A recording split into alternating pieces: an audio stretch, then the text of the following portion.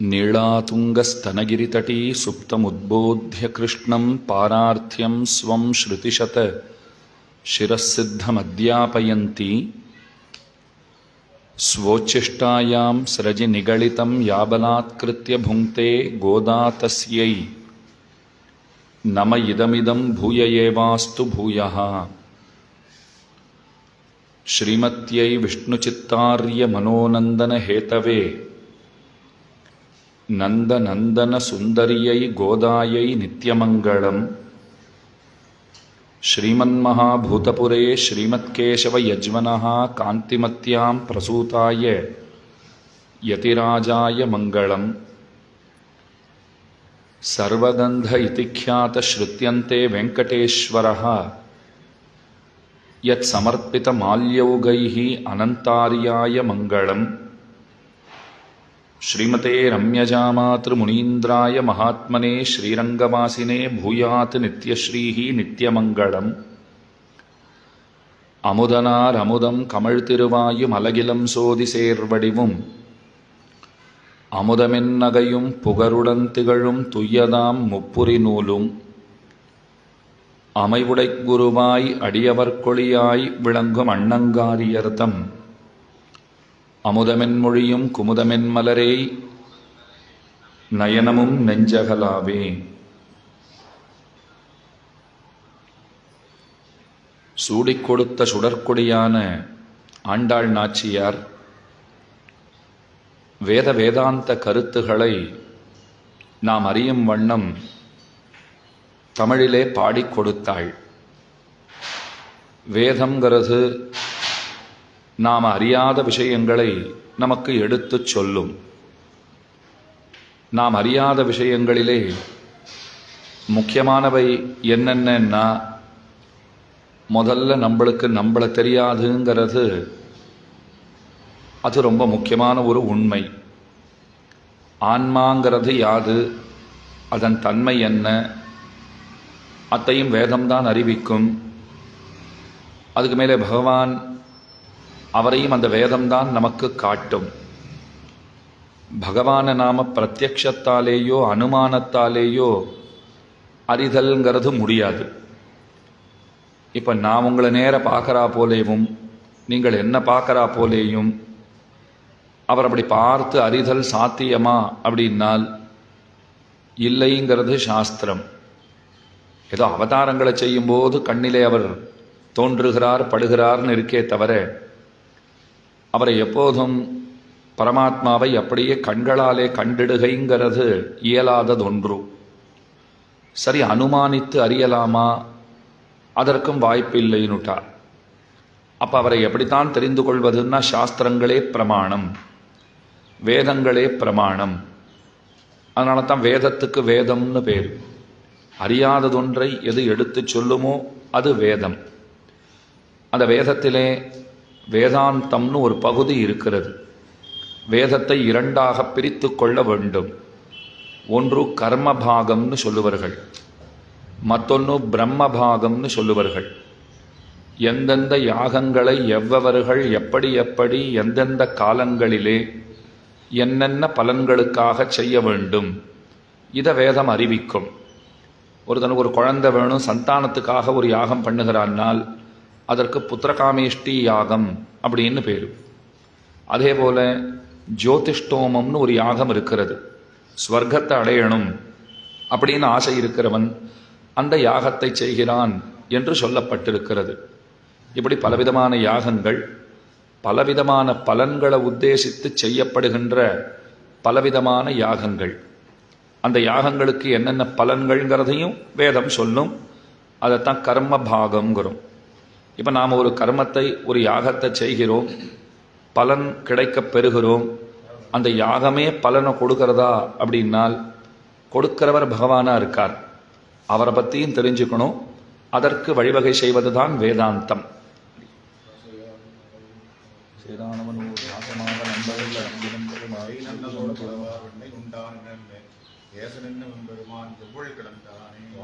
விஜயம் தத்யாத்ம ஸ்ரீதாபதி பிரபு தனம்ய தத்பதாம்போஜம் சித்திதம் பயனாக.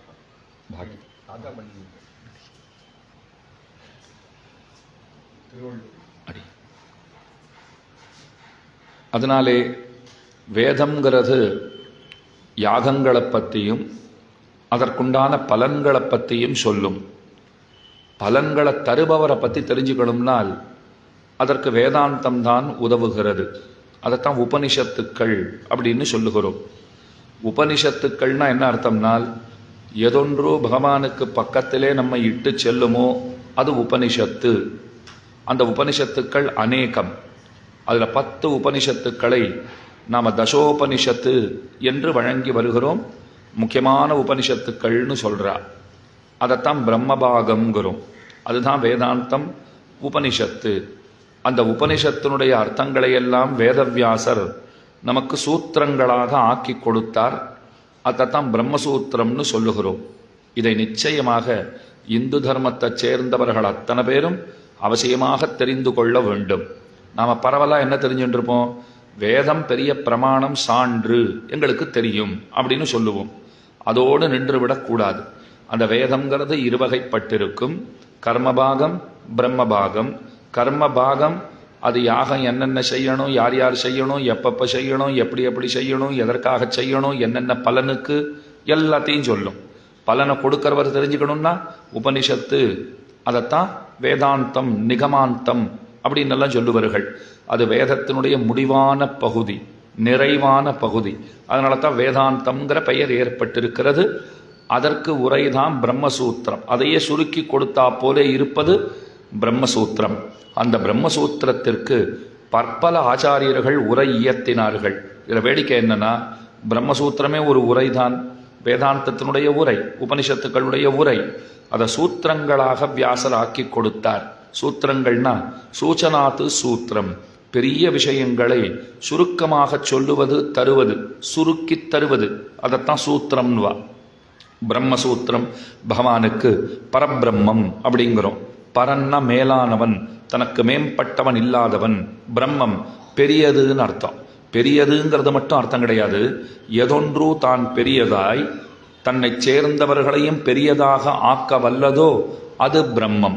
அப்போ பகவான் தம்மையே யொக்க அருள் செய்வர், தன்னை போலவே நம்மையும் ஆக்கி விடுவார். இங்கிருந்து ஒரு ஜீவன் முக்தி அடைந்து பரமபதத்தை, வைகுண்டத்தை அடைகிறான்னால், அங்கே சென்றோம்னால் நமக்கும் 4 கரங்கள் உண்டு. அவரை போல கிரீட்டம் உண்டு, அவரை போல பீதாம்பரம் உண்டு, சங்க சக்கர கதைகளெல்லாம் நம் கைகளிலும் உண்டு. அவரை பார்த்தா நம்மளை பார்க்க வேண்டாம், நம்மளை பார்த்தா அவரை பார்க்க வேண்டாம். பரமம் சாமியமுபைத்தி என்று வேதாந்தம் உபனிஷத்து ஓதுகிறது. அதைத்தான் தம்மையே யொக்க அருள் செய்வர்னு பாசுரமாக ஆழ்வார்கள் காட்டினார்கள். அவ தன்னை போலவே ஆக்கிடுறார். பிரம்மம் தான் பெரியது, தன்னை சேர்ந்தவர்களையும் பெரியதாக ஆக்க வல்லது. அதனால தான் பிரம்மம்னே அதற்கு பெயர் இருக்கிறது. அந்த பிரம்மத்தை பற்றிய விஷயங்களை சூத்திரங்களாக ஆக்கி கொடுத்தமையால் வேதவியாசருடைய அந்த கிரந்தம் பிரம்மசூத்திரம் என்று வழங்கப்படுகிறது. அதற்கு சங்கர பகவத்பாதர் உரை இயற்றி இருக்கிறார். பகவத் ராமானுஜர் ரொம்ப ஆச்சரியமான ஸ்ரீபாஷ்யங்கிற பெயருடையதான அந்த கிரந்தத்தை அருளி இருக்கிறார். மத்வாச்சாரியருடைய உரை, வல்லபாச்சாரியர் என்ன, ராமானந்தர் என்ன, இன்னும் எத்தனை ஆச்சாரியர்கள் அந்த உரை நூலுக்கு உரை நூல்களை இயற்றி இருக்கிறார்கள். அதுக்கு மேலே இப்ப ராமானுஜருடைய ஸ்ரீபாஷ்யம் எடுத்துக்கொண்டால், சரஸ்வதி தேவி ராமானுஜருடைய உரையை கையிலே வாங்கி அதை உச்சி மோந்து தலைக்கு மேலே வைத்து கொண்டாடி, இதுதான் பாஷ்யம், இதுவே ஸ்ரீபாஷ்யம், இதை இயற்றிய நீரே ஸ்ரீபாஷ்யக்காரர். ரொம்ப ஆச்சரியமான திருநாமத்தை கொடுத்துட்டா, நீரே ஸ்ரீபாஷ்யக்காரர். அதனால தான் இத்தனை உரையாசிரியர்கள் பிரம்மசூத்திரத்திற்கு உரை இயற்றி இருந்தாலும் ராமானுஜருக்கு தான் ஸ்ரீ பாஷ்யக்காரருங்கிற அந்த ஒப்புயர்வற்ற திருநாமங்கிறது வாய்த்தது. இன்றைக்கும் ஸ்ரீ பாஷ்யக்காரர் என்னே ஸ்ரீ வைஷ்ணவர்களாலே அழைக்கப்படுகின்றார் எம்பெருமானார். அந்த ஏத்தம் அவருக்கே உண்டு. இப்போ உரை நூல் பிரம்மசூத்திரம் ஒரு உரை நூல்னு சொன்னேன். உபனிஷத்துக்களுடைய உரை நூல், அதற்கு உரைதான் ஸ்ரீபாஷ்யம்னு சொன்னேன். ஸ்ரீபாஷ்யத்துக்கு ஸ்ருத பிரகாஷிகைன்னு உரை நூல் இருக்கிறது, அதிகரண சாராவளின்னு இருக்கு, பாவ பிரகாஷிகைன்னு இருக்கு. இப்படி பல நூல்கள், உரை நூலுக்கு உரை நூல்களாக பல நூல்கள் பிறந்திருக்கின்றனன்னு சொன்னால் அப்பப்பா வேதாந்தம் ரொம்ப கடினம் போல் இருக்கேன்னு புரிஞ்சுடுமோ இல்லையோ. இப்போ இத்தனை பெரிய கதை எதுக்காக நம்ம பார்த்துட்டு இருக்கோம்னா, அந்த சம்ஸ்கிருத வேதாந்தம்ங்கிறது அத்தனை கடினமானது. வேதாந்தம் உபனிஷத்து, அதற்கு உரை பிரம்மசூத்திரம், பிரம்மசூத்திரத்துக்கு பல பல உரைகள், அதில் ஸ்ரீ வைஷ்ணவ பரமாக ராமானுஜர் இயற்றிய ஸ்ரீபாஷ்யம், ஸ்ரீபாஷ்யத்துக்கு ஸ்ருத பிரகாஷிகை, கேட்டே பிரகாசப்படுவது, கேட்டு பிரகாசிக்கப்படுவது. புஸ்தகத்துக்கே பேர் எப்படி வச்சிருக்கா பாருங்க. ஆச்சாரியரிடத்தில் அமர்ந்து கேட்டு அந்த அர்த்தங்களை பிரகாசனம் பண்ணுகை, அதை வெளியிடுகை.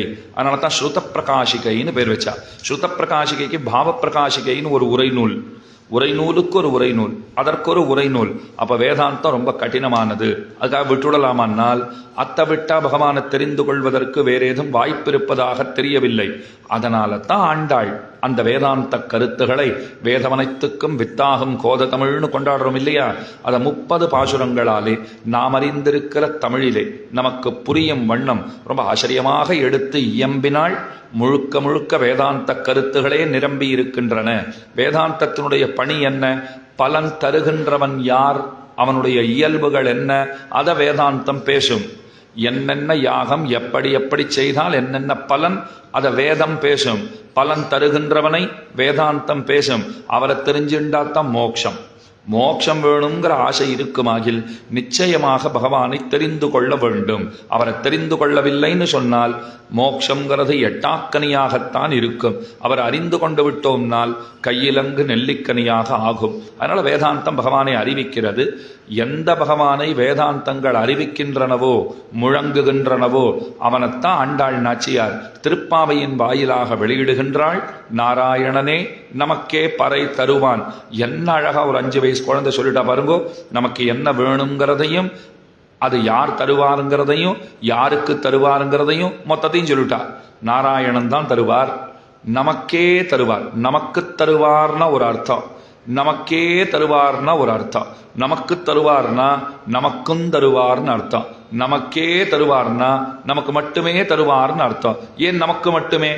ஏன்னா நாம் அவனையே ஆசைப்படுகிறவர்கள், அவனை தவிர வேதத்தையும் ஆசைப்படாதவர்கள், அவனிடத்திலே சென்று மற்றொன்றை கேளாதவர்கள்ங்கிற சிறப்பு இருக்கிறவர்கள், அவனை கொண்டே அவனை அடைய வேண்டும்னு பாரிக்கிறவர்கள், முயல்கிறவர்கள், அவர்களைத்தான் பகவானுக்கு மிக மிக பிடிக்குமாம். அன்னவர்களுக்குத்தான் தன்னையே நல்குகின்றான் அந்த தயாளன். எனவே பெருமான் நமக்கே தருவான். என்ன தருவான்? பறை. அதை விட்டா எதையும் கேட்கப் போவது கிடையாது. மேலான தொண்டு செல்வம். கைங்கரிய நித்திய நிரதைஹி பவதேக போகைஹி நித்யைஹி அனுக்ஷண நவீன ரசார்திரபாவைஹி நித்யாபிவாஞ்சித பரஸ்பர நீச்சபாவைஹி மத்தைவதைஹி பரிஜனைஹி தவசங்கசீய. கூரத்தாழ்வான் ரொம்ப அழகா பாடுறார். ஸ்ரீவைகுண்டத்திலே இருக்கிறவர்கள் கைங்கரிய நித்திய நிரதைஹி, எப்போதும் தொண்டுகளை செய்து கொண்டிருக்கிறார்கள். பவதேக போகைஹி, உன் ஒருவனையே அனுபவித்துக் கொண்டிருக்கிறார்கள். இங்க அப்படியா?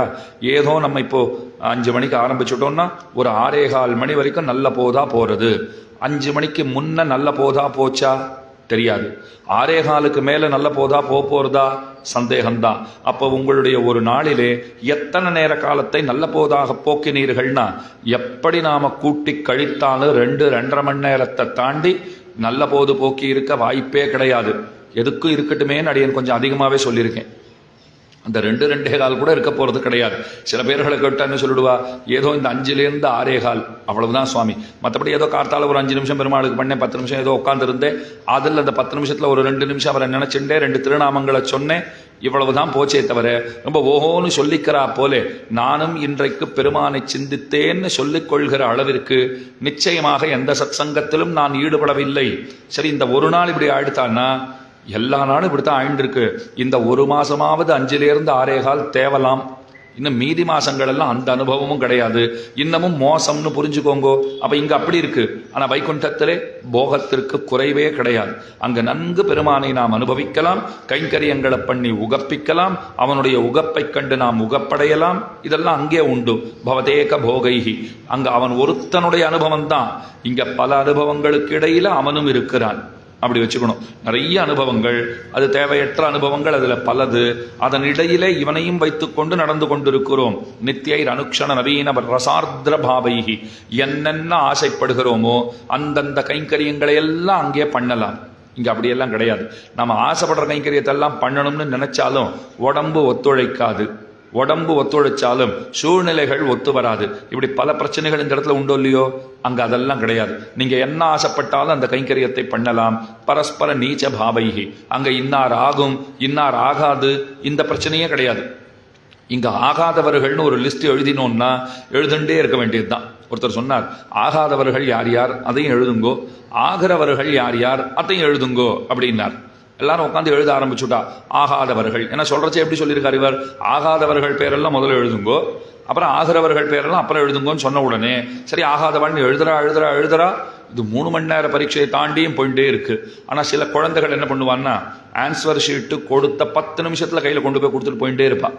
ஆசிரியர் கையில் கொடுத்துட்டு முடிஞ்சு போச்சு மேடம் நான் போயிட்டு வரேன் அப்படின்ட்டு போறா. அதுக்குள்ள எப்படா எழுதினேன்னு புரட்டி பார்த்தா சில குழந்தைகள் எழுதியும் இருப்பார்கள், சில குழந்தைகள் ஃபெயிலானா ஆயிட்டு போறேன் அதை பத்தி என்ன அப்படின்ட்டு போயிடுவா. அதை போல ஒருத்தர் என்ன பண்ணார், ஆகாதவர்கள் பேரெல்லாம் எழுதுங்கோ அப்புறம் ஆகிறவர்கள் பேரெல்லாம் எழுதுங்கோன்னு சொல்லப்பட்டதோ இல்லையோ? ஒரு குழந்தை ரொம்ப சீக்கிரம் கொடுத்துட்டு போயிட்டான், நான் எழுதியாச்சு அப்படின்னா. அதுக்குள்ள எப்படின்னா அவன் ரொம்ப அழகா ஆகிறவா பேரை மட்டும் எழுதிட்டான். அது 2ஓ 4ஓ தான். இப்ப ஆகாதவர்கள்னு எடுத்துட்டா எழுதிட்டே இருக்க வேண்டியதுதான். அது ராமாயணத்தை, மகாபாரதத்தை, பாகவதத்தை, ஸ்ரீ விஷ்ணு புராணத்தை, இன்னும் எத்தனை நூல்கள், 18 புராணங்கள்ங்கிற பாருங்க, அதுக்கு மேல இதிகாசங்கள் எல்லாத்தையும் சேர்த்து வச்சா கூட நம்முடைய ஆகாதவர்கள் லிஸ்டோட ஒப்பிட்டு பார்த்தா அது சிறியதாத்தான் இருக்கும். அப்புறம் தான் எல்லாருக்கும் புரிஞ்சுதான் நாம இதை பண்ணியிருக்கலாமே. ஏன்னா 1-2 பேர் தான் இருக்கா ஆகிறவர்கள். அப்ப மீதி பேர் நீங்களே புரிஞ்சுக்கோங்க, இந்த 2 பேரை தவிர மீதி பேரெல்லாம் ஆகாதவர்கள். சரி இப்படி இருக்கே பரவாயில்ல, 2 பேராவது ஆனவான்னு எழுதி வச்சிருக்கோமே, அந்த 2 பேருக்கு நம்மளாகுமான்னா சந்தேகம்தான். நமக்கு ஏதோ அந்த 2 பேர்ல எத்தனை வாத்சல்யம், ரொம்ப வால்லபியம், ரொம்ப வேண்டப்பட்டவான்னு நாம நினைச்சிட்டு இருக்கோம். அவர்களை போய் கேட்டா தானே நம்ம கதை தெரியும். அவ சொல்லுவா ஐயோ அவர் ஏதோ பேசிட்டு இருக்கார், நானும் பேசிட்டு இருக்கேனே தவிர அந்த மாதிரி பிடிக்குங்கிற அளவுக்கெல்லாம் ரொம்ப ஆகிறவருங்கிற அளவில எல்லாம் அவரை நான் வைத்துக் கொள்ளவே இல்லை அப்படின்னு விடுவா. அதுல ஒண்ணு கழிச்சிருங்க. அப்போ ஒன்னு தேறினா பெரிய விஷயம்னு இருக்கு. இதனால அங்க போயிட்டோம்னா இந்த பிரச்சனை எல்லாம் கிடையாது. ஆகிறவர் ஆகாதவர்லாம் கிடையாது, எல்லாம் ஆகிறவர்கள் தான். அத்தனை பேரும் வேண்டப்பட்டவர்கள். அதைத்தான் கூறத்தாழ்வான் சொன்னார், பரஸ்பர நீச்ச பாவைகி. பரஸ்பரம் என்ன பேசிப்பான்னா அடியேன்னு பேசிக்கொள்வர்கள். ஒருத்தருக்கு அடியேன்கிறார். நான் உமக்கு தொண்டன் இவர் சொல்றார், நான் உமக்கு தொண்டன் அவர் சொல்றார். கடைசியில கூறத்தாழ்வான் முடிச்சார், எங்களுக்கு தெய்வமே யார் தெரியுமா? பெருமானே நீ எங்களுக்கு தெய்வம்னு நீ நினைத்து கொண்டிருக்கிறாயே தவிர நாங்கள் அங்கனம் எண்ணவில்லைன்னார். எங்களுக்கு தெய்வம் நீ அப்படின்னு நீ நினைச்சிட்டு இருக்க, எங்களுக்கு தெய்வம் யார் தெரியுமா? பெருமாள் கேட்டார், யார் அப்போ அப்படின்னார், உன்னையே தெய்வமாக கொண்டிருக்கின்ற அங்கு கைங்கரியம் பண்ணுகின்ற பெரியவர்கள், அவர்கள் தான் எங்களுக்கு தெய்வங்கள், அவர்களைத்தான் நாங்கள் மதிக்கிறோம்னு சொல்லியிருக்கார். அப்ப கைங்கரிய நித்திய நிரதைகி, பலம் பேரு கைங்கரியம், அதைத்தான் பறைங்கிற சொல்லாலே ஆண்டாள் குறிப்பிடுகிறாள். அப்ப நாராயணனாலத்தான் தர முடியும். எதை தர முடியும்? பறைங்கிற கைங்கரியத்தை, மோட்சத்தை அவனால்தான் தர முடியும். யாருக்கு தருவான்? அவனையே அண்டி வாழ்கின்றவர்களுக்கே கொடுப்பான், நமக்கே தருவான். இதத்தான் ஆண்டாள் வேதாந்த கருத்துகளை, திரண்ட கருத்துகளை, விழுமிய பொருள்களை ரொம்ப சுலபமாக நமக்கு திருப்பாவையின் வாயிலாக எடுத்து சொல்லுகிறாள். முதற்பாட்டிலே என்ன சொன்னாலோ அதை விவரிச்சு 30 பாட்டு 29 பாட்டு மேல பாடியிருக்கா. கோதை தமிழ் 5 அறியாத மானிடரை மையம் சுமப்பதும் வம்பு. நம்ம அடிக்கடி பார்த்த விஷயம். முதல் 5 பாசுரங்கள் முன்னுரை, அடுத்த 10 பாசுரங்கள்ல 10 பேரை எழுப்புகிறார்கள். அது எழுப்பப்படுகின்றவர்கள் பொழுது விடிந்தமைக்கு அடையாளம் சொல்லி எழுப்பப்பட்டவர்கள் 5 பேர், பொழுது விடிந்தமைக்கு அடையாளம் சொல்லப்படாமல் எழுப்பப்பட்டவர்கள் 5 பேர். யார் யாரு? 6, 7, 8, 13, 14 பொழுது விடிந்தமைக்கு அடையாளம் உண்டு. 9, 10, 11, 12, 15 பொழுது விடிந்தமைக்கு அடையாளம் இல்லை. இப்படி 3 பிரிச்சுட்டு விட்டோம். முதல்ல முன்னுரை 5 ஆச்சு, அடுத்த 10 இப்படி 2 பிரிச்சுண்டாச்சு. அதுக்கு மேலே வேதம் வல்லார்களை கொண்டு விண்ணோர் பெருமான் திருப்பாதம் பணிந்து நிற்கொல்லியோ 6லிருந்து 15 வேதம் வல்லார்களை பிடிச்சுண்டாச்சு, பாகவதர்களை பிடிச்சுண்டாச்சு. அதுக்கு மேல விண்ணோர் பெருமான் திரு நிற்கொல்லியோ 16, 17 விண்ணோர் ஆச்சு. அந்த விண்ணோரிலும் சீரியலானன்னு புரிஞ்சுக்க வேண்டாம், சீரியலான சிறந்தவளான பிராட்டி அவதான் திரு, பெருமான் திருன்னு கொண்டாடப்படுகிறவள். அந்த திருவினுடைய அவதாரமோன்னு நாம் வியக்கும்படியாக வந்து அவதரித்திருப்பவளான நப்பின்னை பிராட்டி. ஏற்கனவே சொல்லியிருக்கேன், கிருஷ்ணாவதாரத்துல நப்பின்னை பிராட்டிக்குத்தான் பிராதான்யம். ராமாவதாரம்னு எடுத்துண்டா ஒரு சொல், ஒரு வில், ஒரு இல், எல்லாம் ஒன்றுக்கு மேற்பட எதுவுமே தெரியாது ராமனுக்கு. வார்த்தை சொன்னார்னா, ஒரு வார்த்தை சொல்லிட்டார்னா அதுதான் நிற்கும், எப்போதும் அதைத்தான் செய்வார், மீறி நடக்க மாட்டார். ஒரு சொல்லாச்சா, ஒரு வில், ஒரு அம்பை எடுத்துட்டார்னா 2வது அம்புக்கு தேவையே கிடையாது. ஒரு இல். சீத்தையை தவிர இன்னொரு பெண்ணை அறியாதவருங்கிற ஏத்தம் மிக்கவர். இது ராமாவதாரம். கிருஷ்ணாவதாரம்னா எப்படின்னா குரத்தாழ்வான் அழகா பாடினார். முதல்ல திருமணிசாழ்வார் பாடினார், ஆயனாகி ஆயர்மங்கை வேயத்தோள் விரும்பினாய்னு பாடினார். பிறந்த குலம் இடைக்குலம் இல்லையோ, இடைச்சாதிக்கு சேர ஒரு பெண்ணை கரம் பிடித்திருக்கிறான். அவளுக்கு தான் நப்பின்னைன்னு பெயர். கும்பன்கிறவனுடைய மகள், கண்ணனுக்கு மாமன் மகள் உறவு முறை ஆகிறவள். அவளை பெருமான் கடிமணம் புரிந்தான். 7 எருதுகளை அடக்கி கொன்று அசுராவேஷம் பொருந்தி இருக்க பெற்ற 7 எருதுகளை கொன்னுட்டு அவளை கரம் பிடித்தான்கிறது சரித்திரம். குலத்தாழ்வான் பாடுறார், ஹே சுந்தரைக்கதர ஜன்மனி கிருஷ்ணபாவே துவே மாதரௌச்ச பிதரௌச்ச குலே அபி துவேன்னார். பிறந்தது வடமதுரையிலே, வளர்ந்தது கோகுலத்திலே. பிறந்ததோருடன் வளர்ந்ததோருடன் எடுத்தா அதுக்கு மேலே பிறந்தது க்ஷத்ரிய குலத்திலே, வளர்ந்தது இடை குலத்திலே. பிறந்த இடத்திலே வசுதேவர் தேவகி, வளர்ந்த இடத்திலே நந்தனும் யசோதையும். அப்பப்பா எல்லாமே 2 இருக்கேன்னா கண்ணன் சொன்னார், நீ அதுக்குள்ள முடிச்சு விட்டேன்னா. இன்னும் இருக்கு, லிஸ்ட் பெருசா இருக்கு. இல்ல அதுல முக்கியமான ஒண்ணு மட்டும் சொல்லி முடிச்சு விடுறேன் குலத்தாழ்வான். என்னன்னா, பிறந்த க்ஷத்ரிய குலத்துக்கு சேர ருக்மிணியை கரம் பிடித்தாய், வளர்ந்த இடைக்குலத்துக்கு சேர நப்பின்னை பிராட்டியை கரம் பிடித்தாய். அவளுக்கு தான் பின்னைகொள் நிலமாமகள்கொள் பிறந்திட்டாள்னு சொல்லுமா போலே பின்னை நப்பின்னை. இந்த ஸ்ரீ மகாலட்சுமிக்கும் பூமி தேவிக்கும் பின்னானவள், அதனால பின்னைன்னு பேரு. ஒரு கூடுதலா ஒரு விசேஷனம், ஒரு சிறப்பு சேர்த்து நப்பின்னை அப்படின்னு சொல்லப்படுகிறாள். எங்கனம் கீரன் நக்கீரன் சொல்லப்படுறாரோ அங்கனமே பின்னை நப்பின்னைன்னு அறியப்படுகின்றாள். அப்ப அவளையும் திருவடி தொழுது அவளை முன்னிட்டு கொண்டு மேலே கண்ணனிடத்திலே செல்லுவதாக இந்த திருப்பாவை அமைந்திருக்கிறது. 5 இப்படி பிரிக்கிறது ஒரு கிரமமாச்சா. இன்னொரு விதமா பிரிச்சுக்கலாம். எப்படி பிரிச்சுக்கிறது அப்படின்னா, அதே முதல் 5 பாட்டு முன்னுரை, அடுத்த 10 பாட்டு 10 பேரை எழுப்பியாச்சு. அதுக்கு மேல விண்ணோர் பெருமான் திரு, அதுவும் முடிஞ்சுடுத்து. அடுத்த 9 பாட்டு எப்படின்னா நேரே கண்ணனை பார்த்து சொன்னது. இந்த கோபிகைகள் அத்தனை பேரும் சேர்ந்து கண்ணனை பார்த்து, அதாவது இன்றைய ஏற்ற கலங்கள்ங்கிற பாசுரம் ஆரம்பித்து சித்தம் சிறுகாலேங்கிற அந்த பாசுர பரியந்தம் கோபிகைகளாக தங்களை பாவித்துக் கொண்டிருக்கிற இந்த பெண் பிள்ளைகள், அந்த பெண் பிள்ளைகள் அவர்கள் என்ன செய்கிறார்கள் அப்படின்னால், தங்களை கோபிகைகளாக பாவித்துக் கொண்டு நேரே சென்று கண்ணனிடத்திலே போய் அவர்களை அறிவிக்கிறார்கள். தங்களுக்கு வேண்டியது என்னமோ அதை அவர்கள் சொல்லுகிறார்கள், அறிவிக்கிறார்கள். கடைசி பாட்டு இருக்கு பாருங்கோ, அந்த பாட்டு தானான தன்மையில பாடுறான். பட்டரபிரான் கோதையாக தானான தன்மையிலே பாடுகிறாள். இது அவளுக்கு இருக்கிற ஏத்தம். அப்ப கடைசி பாட்டு ஆண்டாளாவே பாடுற பாட்டு. இந்த மீதி இருக்கிற முதல் இருக்கிற அதற்கு முன்பிருப்பதான 21 தொடங்கி 29ஆம் பாசுரம் வரையிலும் அந்த கோபிகைகள் பாவனையிலேயே கண்ணனை பார்த்து பாடுறா போல இருக்கு. அதற்கு முன்ன இருக்கிற 5 பாட்டு அதுதான் விண்ணோர்களை திருவடி தொழுது பெருமான் திருன்னு சொல்லப்படுபவளான பிராட்டியை முன்னிட்டு கொண்டு கண்ணனிடத்திலே செல்வதாக அமைந்திருக்கிறது. அதற்கு முன்பு இருக்கிற 10 பாட்டு கிழந்து மேலே போயிட்டு இருக்கோம். மேலேருந்தே கீழே வந்துட்டே இருந்தா அப்படி கிழந்து கொஞ்சம் மேலே போகணும் இல்லையோ. அதனால அதற்கு இருக்கிற முன்பு 10 பாட்டுக்கள் அது வேதம் வல்லார்களை துணை கொண்டு பகவானிடத்திலே செல்லணுங்கிற கிரமத்தை அறிவிக்க வந்தவை. அதற்கு மேலே இருக்கிற 5 பாசுரங்கள் முன்னுரை. அதை ஞாபகம் வச்சுக்கணும். ஆனா இதுல பெரும்பாலோருக்கு என்ன ஞாபகம் இருக்குன்னா, இந்த முதல் 5 பாட்டு முன்னுரைன்னு சொல்லியிருப்பாரோ அது நல்லா ஞாபகம் இருக்கு. அதுக்கப்புறம் தான் ஏதோ இப்படி பிரிச்சீர் அப்படி பிரிச்சீர் இப்படி எல்லாம் ஏதோ அதற்கு ஒரு பேட்டிகா விபாகம்னு சொல்லுவார்கள். இந்த ஒரு பெட்டியை திறந்து, இந்த பெட்டியில ரத்தினங்கள் வச்சிருக்கேன், இந்த பெட்டியில முத்துகள் வச்சிருக்கேன், இதுல மாணிக்கங்கள் இருக்கு அப்படின்னு பெட்டி பெட்டியா காட்டுறா போலே. அதெல்லாம் எங்க சுவாமி காட்டுறதெல்லாம் இருந்தா தானே காட்டுறதுக்குன்னா இருக்கிறவா காட்டுறான்னு வச்சுக்கோங்க. அப்படி வச்சுக்கோங்க. அதை வச்சுட்டு இருக்கிறவள் அப்படி இப்படி காட்டுறாள் இல்லையோ. அதை போல இப்ப ஆன்டிக் பீசஸ்னுவா. அப்பப்போ பெரிய எக்ஸிபிஷன் எல்லாம் போட்டுருவா, பெரிய பெரிய ஜுவல்லரிஸ் அப்படின்னா. இப்ப எக்ஸிபிஷன் நடக்கிறது, வாங்கலன்னா வாங்கலேன்னு கூப்பிடுறீங்கோ, வாங்கலான்னு கூப்பிடுற மாதிரி காதுல விழருது. ஆனா வாங்கறதுக்கு இருந்தா தான் என்ன, உங்களை வாங்கலான்னு சொல்லி நாங்க கூப்பிடவே இல்லை, வாங்கலேன்னு தான் கூப்பிட்டுருக்கோம். வந்து பார்த்தா கூட போருமே, பார்க்கறதுக்கு ஒன்றும் பைசா கிடையாது அப்படின்னா பார்த்தா வாங்கணும்னு ஆசை தோணுமே. அப்ப வாங்குங்களேன்னா இல்ல வாங்கலேன் பெட்டர், வாங்கலாங்கிறது முடியாதுன்னு முடிச்சிருவோம். அங்கேயே ஆரம்பிச்சு அங்கேயே முடியறதோ இல்லையோ. அப்ப வாங்கலைன்னா பாக்குறதுக்கு வாங்குவோன்னு கூப்பிடுறா. அப்ப ஒரு பெட்டியா காட்டுறா. இதுல இருக்கிற ரத்தினம் பாருங்கோ, இது 1800ஆம் ஆண்டை சேர்ந்த ரத்தினம், இது 1700ஆம் ஆண்டை சேர்ந்த முத்து, இந்த மாதிரி முத்து எங்கேயும் கிடையாதுன்றா போலே இந்த திருப்பாவைங்கிற அந்த பெட்டகத்தை, அந்த பெட்டியை திறந்து இந்த 5 பாட்டுகளாகிற ரத்தினங்கள் இப்படி இருக்கிறது, அடுத்த 10 பாட்டுகளாகிற முத்துக்கள் இப்படி இருக்கு, அதுக்கு மேல இருக்கிற மாணிக்கங்கள் இப்படி இருக்கு. இதை ஞாபகம் வச்சுக்கணும்.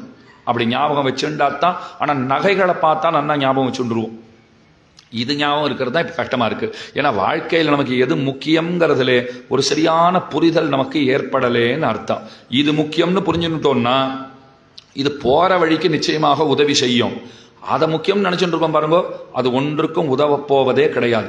பகவானை பற்றி அறிவுக்கு இருக்கிற ஏத்தம் என்னன்னு கேட்டான். பகவானை பற்றிய அறிவு அது சிறந்ததா, பணங்காசு சிறந்ததான்னா ஞானிகள் இப்படி சொன்னா. பணங்காசு நிறைய இருக்குன்னா அதுக்கு நிறைய ஆபத்துகளும் இருக்கு. என்னென்ன ஆபத்து? ராஜா முதல்ல பார்த்துட்டே இருப்பான். உங்ககிட்ட தன்னிடத்துல இல்லாதது ஏதாவது இருக்கிறதுனால் அவரிடத்துல இத்தனை கிரவுண்டு நிலம் இருக்குன்னா அதை பிடிச்சு விடலான்னு முடிவு எடுத்துருவா. அதை போய் பிடிச்சி போட்டுக்கலாம். மிரட்டியாவது வாங்கிடுங்கோ. சத்தம் போட்டார்னா, சத்தம் போடாத இருந்தால் நிலம் மட்டும் நமக்கு, சத்தம் போட்டார்னா அவர் உசுரும் சேர்த்து நமக்கு சொல்லிடுங்கோன்னு விடுவா. ஒன்றும் பண்ண முடியாது. இல்லைனா இந்த இடத்துல இத்த கட்ட போகிறோம், அத்த கட்ட போகிறோம், பெரிய மேம்பாலம் வரப்போகிறது, பெரிய வணிக மையம் வரப்போகிறது, அதனால நீங்கள் இந்த நிலத்தை கொடுத்து தான் ஆகணும், வேற வழி கிடையாதுங்கிற அளவுலையோ அப்படி சொல்லி பிடிக்கிட்டுடுவா. அப்ப நம்ம கிட்ட சொத்துகள் இருக்குன்னு சொன்னால் அதற்கு அரசாங்கத்தாலே ஆபத்து வருவதற்கு வாய்ப்பு இருக்கு. தப்பே சொல்ல முடியாது. அவர்கள் திட்டம் போட்டு வச்சிருப்பா. இந்த திட்டப்படி இந்த இடத்தை கையகப்படுத்தத்தான் வேண்டும். நிலங்கள் கையகப்படுத்தப்பட்டன. 8 வழிச்சாலை அப்பப்ப காதுல விழும் பாருங்க. பரந்தூர் விமான நிலையம் திடீர்னு ஒரு 2 நாள் இருக்கும், 3ஆம் நாள் ஒன்றும் சத்தமே இருக்காது. அதுக்கப்புறம் திடீர்னு 8 வழிச்சாலை. ஒருத்தர் கேட்ட 8 வழிச்சாலையில் போனால் என்ன பிரயோஜனம் அப்படின்னா, 8 வழிச்சாலையில் போனால் நீங்கள் 4 மணி நேரத்தில் 3 மணி நேரத்தில் சென்னையிலேருந்து சேலம் போயிடலாம். அவர் போராட்டக்காரர் என்ன கேட்குறாரு, அவ்வளோ சீக்கிரம் போய் நான் என்ன பண்ண போறேன்னு கேட்டார்.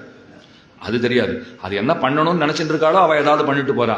அது ஏதோ ஒரு திட்டம்னு கொண்டு வரான்னா அதற்கு சில எதிர்ப்புகள் இருக்கத்தான் செய்யும். அது சரியானதா தப்பானதா அதற்குள்ள நாம போக வேண்டியதில்லை. சொல்ல வந்த விஷயம், அரசாங்கம் ஒன்றை செய்ய வேண்டும்னு முடிவெடுத்து விட்டதென்னால் அது செய்துதான் தீரும். யார் அதை கேட்க முடியும், கேள்வி கேட்க முடியும்? அதை போலத்தான் இந்த இடத்துல பாருங்க, நம்ம இடத்துல நிறைய பணம் காசு இருக்குன்னா அரசாங்கம் கையகப்படுத்தி கொள்ள வாய்ப்பு உண்டு. 2வது பங்காளிகள்னு இருப்பா பாருங்க. நம்ம கிட்ட இருக்கிறது 1/4 கிரவுண்டு நிலமா இருக்கும். 1/4 கிரவுண்டு நிலம் ஒரு முக்கியமான மைய பகுதியிலே வைத்திருக்கிறோம் அப்படின்னா 1/4 கிரவுண்டு நிலமே பெரிய பொண்ணுக்கு சமமானது தான். அதுல ஒன்றும் சந்தேகமே கிடையாது. அது தங்க பிஸ்கட்டுன்னு சொல்லுங்க, தங்க செங்கல்னு சொல்லுங்க, அந்த மாதிரி இடத்துல இருக்குன்னா பெரிய ஆளு தான். இன்னைக்கு போனா கூட அது 100 கோடி போகும் போல் இருக்கே அப்படின்னா ஒருத்தன் சொன்னா 100 கோடி போகும். ஆனா அது உரிமைன்னு பார்க்க போனா எத்தனை பேர் இருக்கா தெரியுமா? சுமாரா ஒரு 250லேருந்து 300 பேர் இருக்கான்னா. ஐயோ, அப்போ உன் கணக்கில் என்ன வரும்னா ஏதோ 2 லட்சம் 3 லட்சம் வந்தா பெரிய விஷயம்னு முடிச்சான் பாருங்க. அது அப்போ இப்போ ஒன்றும் வித்தும் ஒன்றும் பிரயோஜனம் இல்லை, விற்காதையும் ஒன்றும் பிரயோஜனம் இல்லை. அதையும் 2 லட்சம் வேண்டான்னு சொல்ல போறோமா, அது வேற விஷயம். இருந்தாலும் அதற்கு எத்தனை மதிப்பு இருக்கோ அப்படியே வரப்போறதா? வரப்போறது இல்லை. ஏன் உங்க தாத்தா தானேன்னா குடும்பம் பெருசாச்சே, தாத்தா கூட பிறந்தவாளே 15 பேர் ஆச்சேன்னு ஆரம்பிச்சார். புரிஞ்சு கொடுத்துட்டார் அவர். அப்ப இத்தனை பங்காளிகள் இருக்கா. பெண்களும் உரிமை கோருகிறார்கள், அவர்களுக்கும் சொத்திலே பங்கு உண்டுன்னு சட்டம் சொல்றது. சட்டம் சொல்றதுங்கிறது பெண்களுக்கு நல்லா தெரிஞ்சிருக்கு. இத்தனை பிரச்சனை இருக்கு, இதெல்லாம் இருக்கும் இல்லையோ. அப்ப எல்லாருக்கும் கொடுத்துட்டா கடைசியில் என்ன மிஞ்ச போறது? ஒன்றும் கிடையாது. அப்ப நம்ம கிட்ட இருக்கிற செல்வத்திற்கு பங்காளிகளாலே ஆபத்துங்கிறது உண்டு. அதுக்கு மேல 3வதா சொன்னா, திருடன் வந்து அனாயாசமா கொண்டு போயிட்டான்னா அது ஒன்று இருக்கு. அவன் வந்து திருடின் போறதுக்கும் வாய்ப்பு இருக்கு. அப்ப அரசாங்கம் பிடுங்கிக்கலாம், பங்காளிகள் பிடுங்கிக்கலாம், திருடன் வந்து பிடுங்கிக்கலாம். ஆனா பகவானை பற்றிய அறிவுங்கிறது இருக்கு பாருங்க, தெள்ளறிவு, அந்த நல் ஞானம்ங்கிறது இருக்கிறதே, அந்த ஞானத்தை உங்களிடமிருந்து ஒருவராலும் அபகரிக்க முடியாது. கீழே சொல்லப்பட்ட செல்வங்கள் அது போம் வழிக்கு பிரயோஜனப்படாது. ஆனா இந்த அறிவுங்கிறது உங்களை கொண்டு போய் வைகுண்டத்திலே நிறுத்தி பெருமானுடைய திருமடியிலே அமர்த்தி வைத்து அழகு பார்க்கும். அதனால இந்த அறிவு தான் முக்கியமானது. இந்த அறிவை விடுகைங்கிறது கூடாதுங்கிறது சொல்லப்படுகிறது. அந்த நல்லறிவை நமக்கு திருப்பாவை நல்குகிறது. அதனாலே அது முக்கியமாக நமக்கு உத்தேசியமாக ஆகிறது. இப்ப 18, 19, 20 இந்த 3 பாசுரங்களாலே நப்பின்னை பிராட்டியையும் கண்ணனின் பெருமானையும் சேர்த்தே எழுப்பினார்கள் இந்த இடைப்பெண்கள். இந்த 3 பேரையும் சேர்த்து பிரார்த்திக்கிறார். நப்பின்னை பிராட்டியை வேண்டுவது, அதையே கண்ணனிடத்திலே திரும்பவும் பிரார்த்திப்பது, கண்ணனை சொல்லுவது, நப்பின்னை பிராட்டி இடத்திலே வேண்டுவது. 20ஆம் பாட்டு 33ங்கிற பாசுரம். நேற்றுக்கு 19ஆம் பாட்டு சுருக்கமா ஒரு மாதிரியா சொல்லிட்டேன். எப்படி சொன்ன? தத்துவமன்னு தகவமன்னு நாளொல்லியோ, நீ கண்ணனை தடுக்கிறதுங்கிறது உன்னுடைய ஸ்வரூபத்திற்கு சேராது, நீ தப்பு காரியம் பண்ற அப்படின்ன உடனே தாயார் கோபித்துக் கொள்ளலே பகவான் கோச்சின்னு விட்டார்னு பார்த்தோம் இல்லையா? இப்ப சமாதானப்படுத்த வேண்டும், அவரையும் சமாதானப்படுத்தணும், தாயாரும் நம்ம கிட்ட வந்து நின்றுடணும். அதற்கு என்ன செய்வது? ரொம்ப அழகா பாடினா, 33 அமரர்க்கு முன் சென்று கப்பந்தவிற்கும் கலியே துயிலழாயின்னு பாட்டு. 33 அமரர். அமரர்கள்னு சொன்னால் அவர்கள் எத்தனை பேர்? 33 தேவர்கள்னு சொல்லுகிறோம். அது 33 தேவர்கள் இருக்கலாம், இல்லைன்னா 33 பிரிவுகளின் கீழ் வருகின்ற தேவர்கள்னு ஒரு கணக்கு சொல்லுவா. ரெண்டுமே சரியா இருக்கலாம், அதுல ஒன்றும் சந்தேகம் இல்லை. 33 பேர் இருந்தாலும் ஆச்சரியப்படுறதுக்கு இல்லை.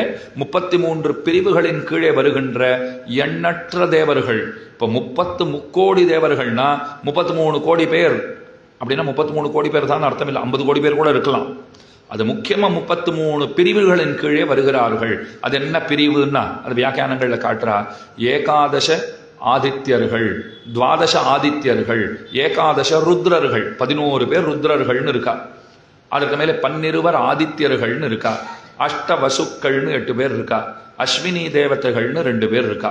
இது எல்லாத்தையும் சேர்த்தா நமக்கு என்ன எண்ணிக்கை கிடைக்கும்னா 33ங்கிற எண்ணிக்கை கிடைக்கும். 33 அமரர். அமரர்னால் சாவா மருந்து அமிர்தத்தை சாட்டுட்டு மரணத்தை வென்றவர்கள், மரணமில்லா பெருவாழ்வு அப்படிங்கிறது அர்த்தம். 33 அமரருக்கு முன் சென்று கப்பம் தவிர்க்கும் கலி. இந்த முன் சென்றுனா 2 அர்த்தம் சொல்றா. இடத்தாலே முன்னே, காலத்தாலே முன்னே, 2 அர்த்தம். இடத்தாலே முன்னேனா உங்களுக்கெல்லாம் பிரச்சனையா, பின்னாடி நில்லுங்க நான் பார்த்துக்கிறேன் அப்படின்னு போய் நிற்பது. காலத்தால் முன்னேனா பிரச்சனை வருவதற்கு முன்னதாகவே, எனக்கு பிரச்சனைன்னு எனக்கே தெரியாத போது என் பிரச்சனையை முன்னே போய் ஒருத்தர் தீர்த்து வச்சுட்டு வந்துட்டார். கேட்க நன்னா தான் இருக்கு. அந்த மாதிரி ஆட்கள் நமக்கு கிடைப்பாளான்னா, இல்லாத பிரச்சனையை முன்னாடி போய் உண்டு பண்ணி வச்சுட்டு வரதுக்கு வேணும்னா ஆள் இருக்கும். அது நிறைய பேர் சம்பாதிச்சு வச்சிருக்கோம், ஒன்றும் குறவே கிடையாது.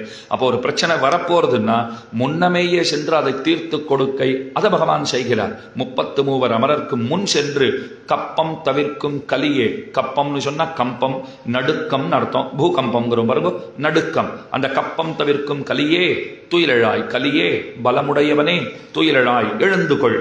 இந்த இடத்துல 6000 படிங்கிற வியாக்கியானத்திலே அழகிய மணவாள பெருமாள் நாயனாருங்கிற ஆச்சாரியர் பல அர்த்த விசேஷங்களை காட்டுகிறார். திருப்பாவைக்கு பிராச்சீன வியாக்கியானங்கள், அதாவது புராதன உரைகள்னு சொன்னால் முதல்ல பெரியவாச்சான் பிள்ளைங்கிற ஆச்சாரியர், அவர் 3000 படி அப்படின்னு ஒரு உரை நூல் எழுதியிருக்கிறார். அழகிய மணவாள பெருமாள் நாயனார் அவர் 6000 படிங்கிற உரை நூல் இயற்றி இருக்கிறார். அதற்கு மேலே ஆயி ஜனன்யாச்சாரிய சுவாமி என்பார். அவர் 2000 படி என்றும் 4000 படி என்றும் 2 உரை நூல்களை அனுகிரகித்திருக்கிறார். இப்போ நான் மொத்தம் 4 புஸ்தகங்களை சொல்லியிருக்கேன். 3000 படி, 6000 படி, 2000 படி, 4000 படி என்று 4 நூல்கள் சொல்லப்பட்டிருக்கின்றன. ஒருத்தர் கேட்டார், இது எல்லாத்துலேயும் படி படின்னு வருதே சுவாமி, எங்களை சொல்றீங்களான்னு கேட்டார். இதெல்லாம் படி, இந்த புத்தகத்தை படி, அந்த புத்தகத்தை படி.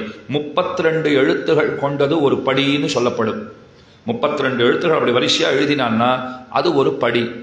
எந்த புத்தகத்திலே 3032 எழுத்துகள், 32 3032 எழுத்துகள் எந்த நூலிலே எழுதப்பட்டிருக்கிறதோ அதற்கு 3000 படின்னு பேரு.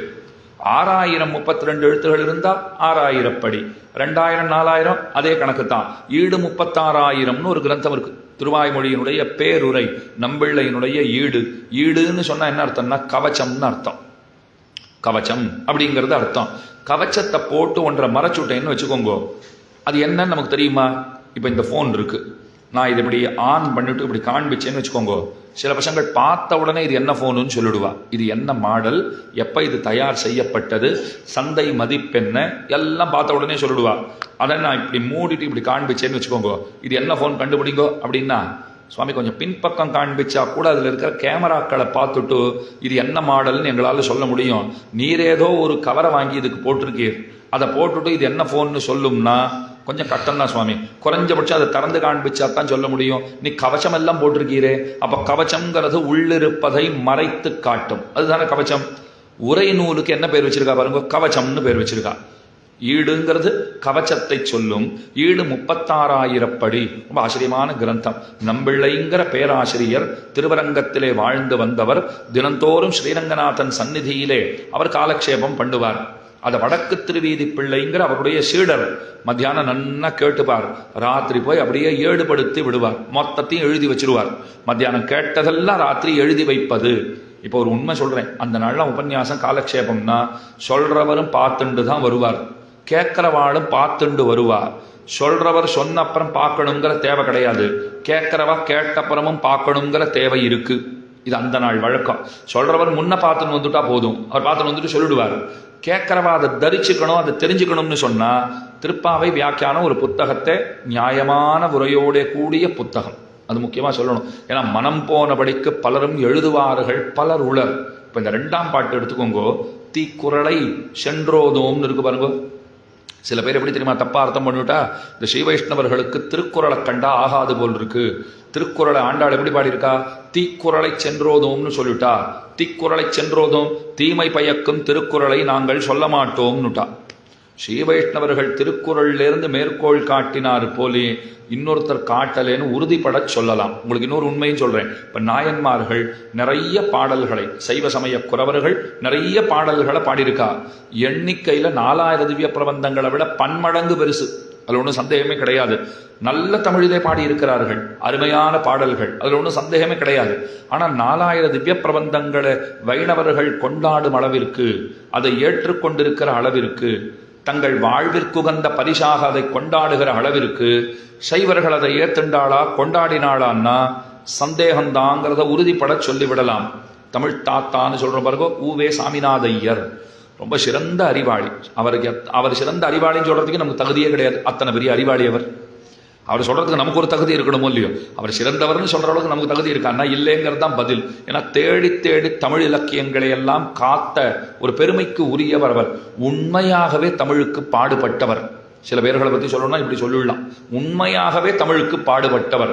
ஆனால் அதற்கென்று தனக்கு ஏதும் சேர்த்து கொள்ளணும்னு ஆசைப்படாதவர், அதை வியாபாரம் ஆக்காதவர். சொல்லிக்கொண்டே போகலாம். அவரிடத்துல சில பேர் கேட்டாலாம், 4000 திவ்ய பிரபந்தங்களுக்கு ரொம்ப ஆச்சரியமான உரை நூல்கள் எல்லாம் தோன்றி இருக்கின்றன. பெரியவாச்சான் பிள்ளை 4000 பாசுரங்களுக்கும் மணிப்பிரமாள நடையில் உரை இயற்றி இருக்கிறார். அது என்ன மணிப்பிரமாளம்னா, சம்ஸ்கிருதமும் தமிழும் கலந்தார் போலே எழுதிடுகை. அது கேட்கறதுக்கே ரொம்ப நல்லா இருக்கும்.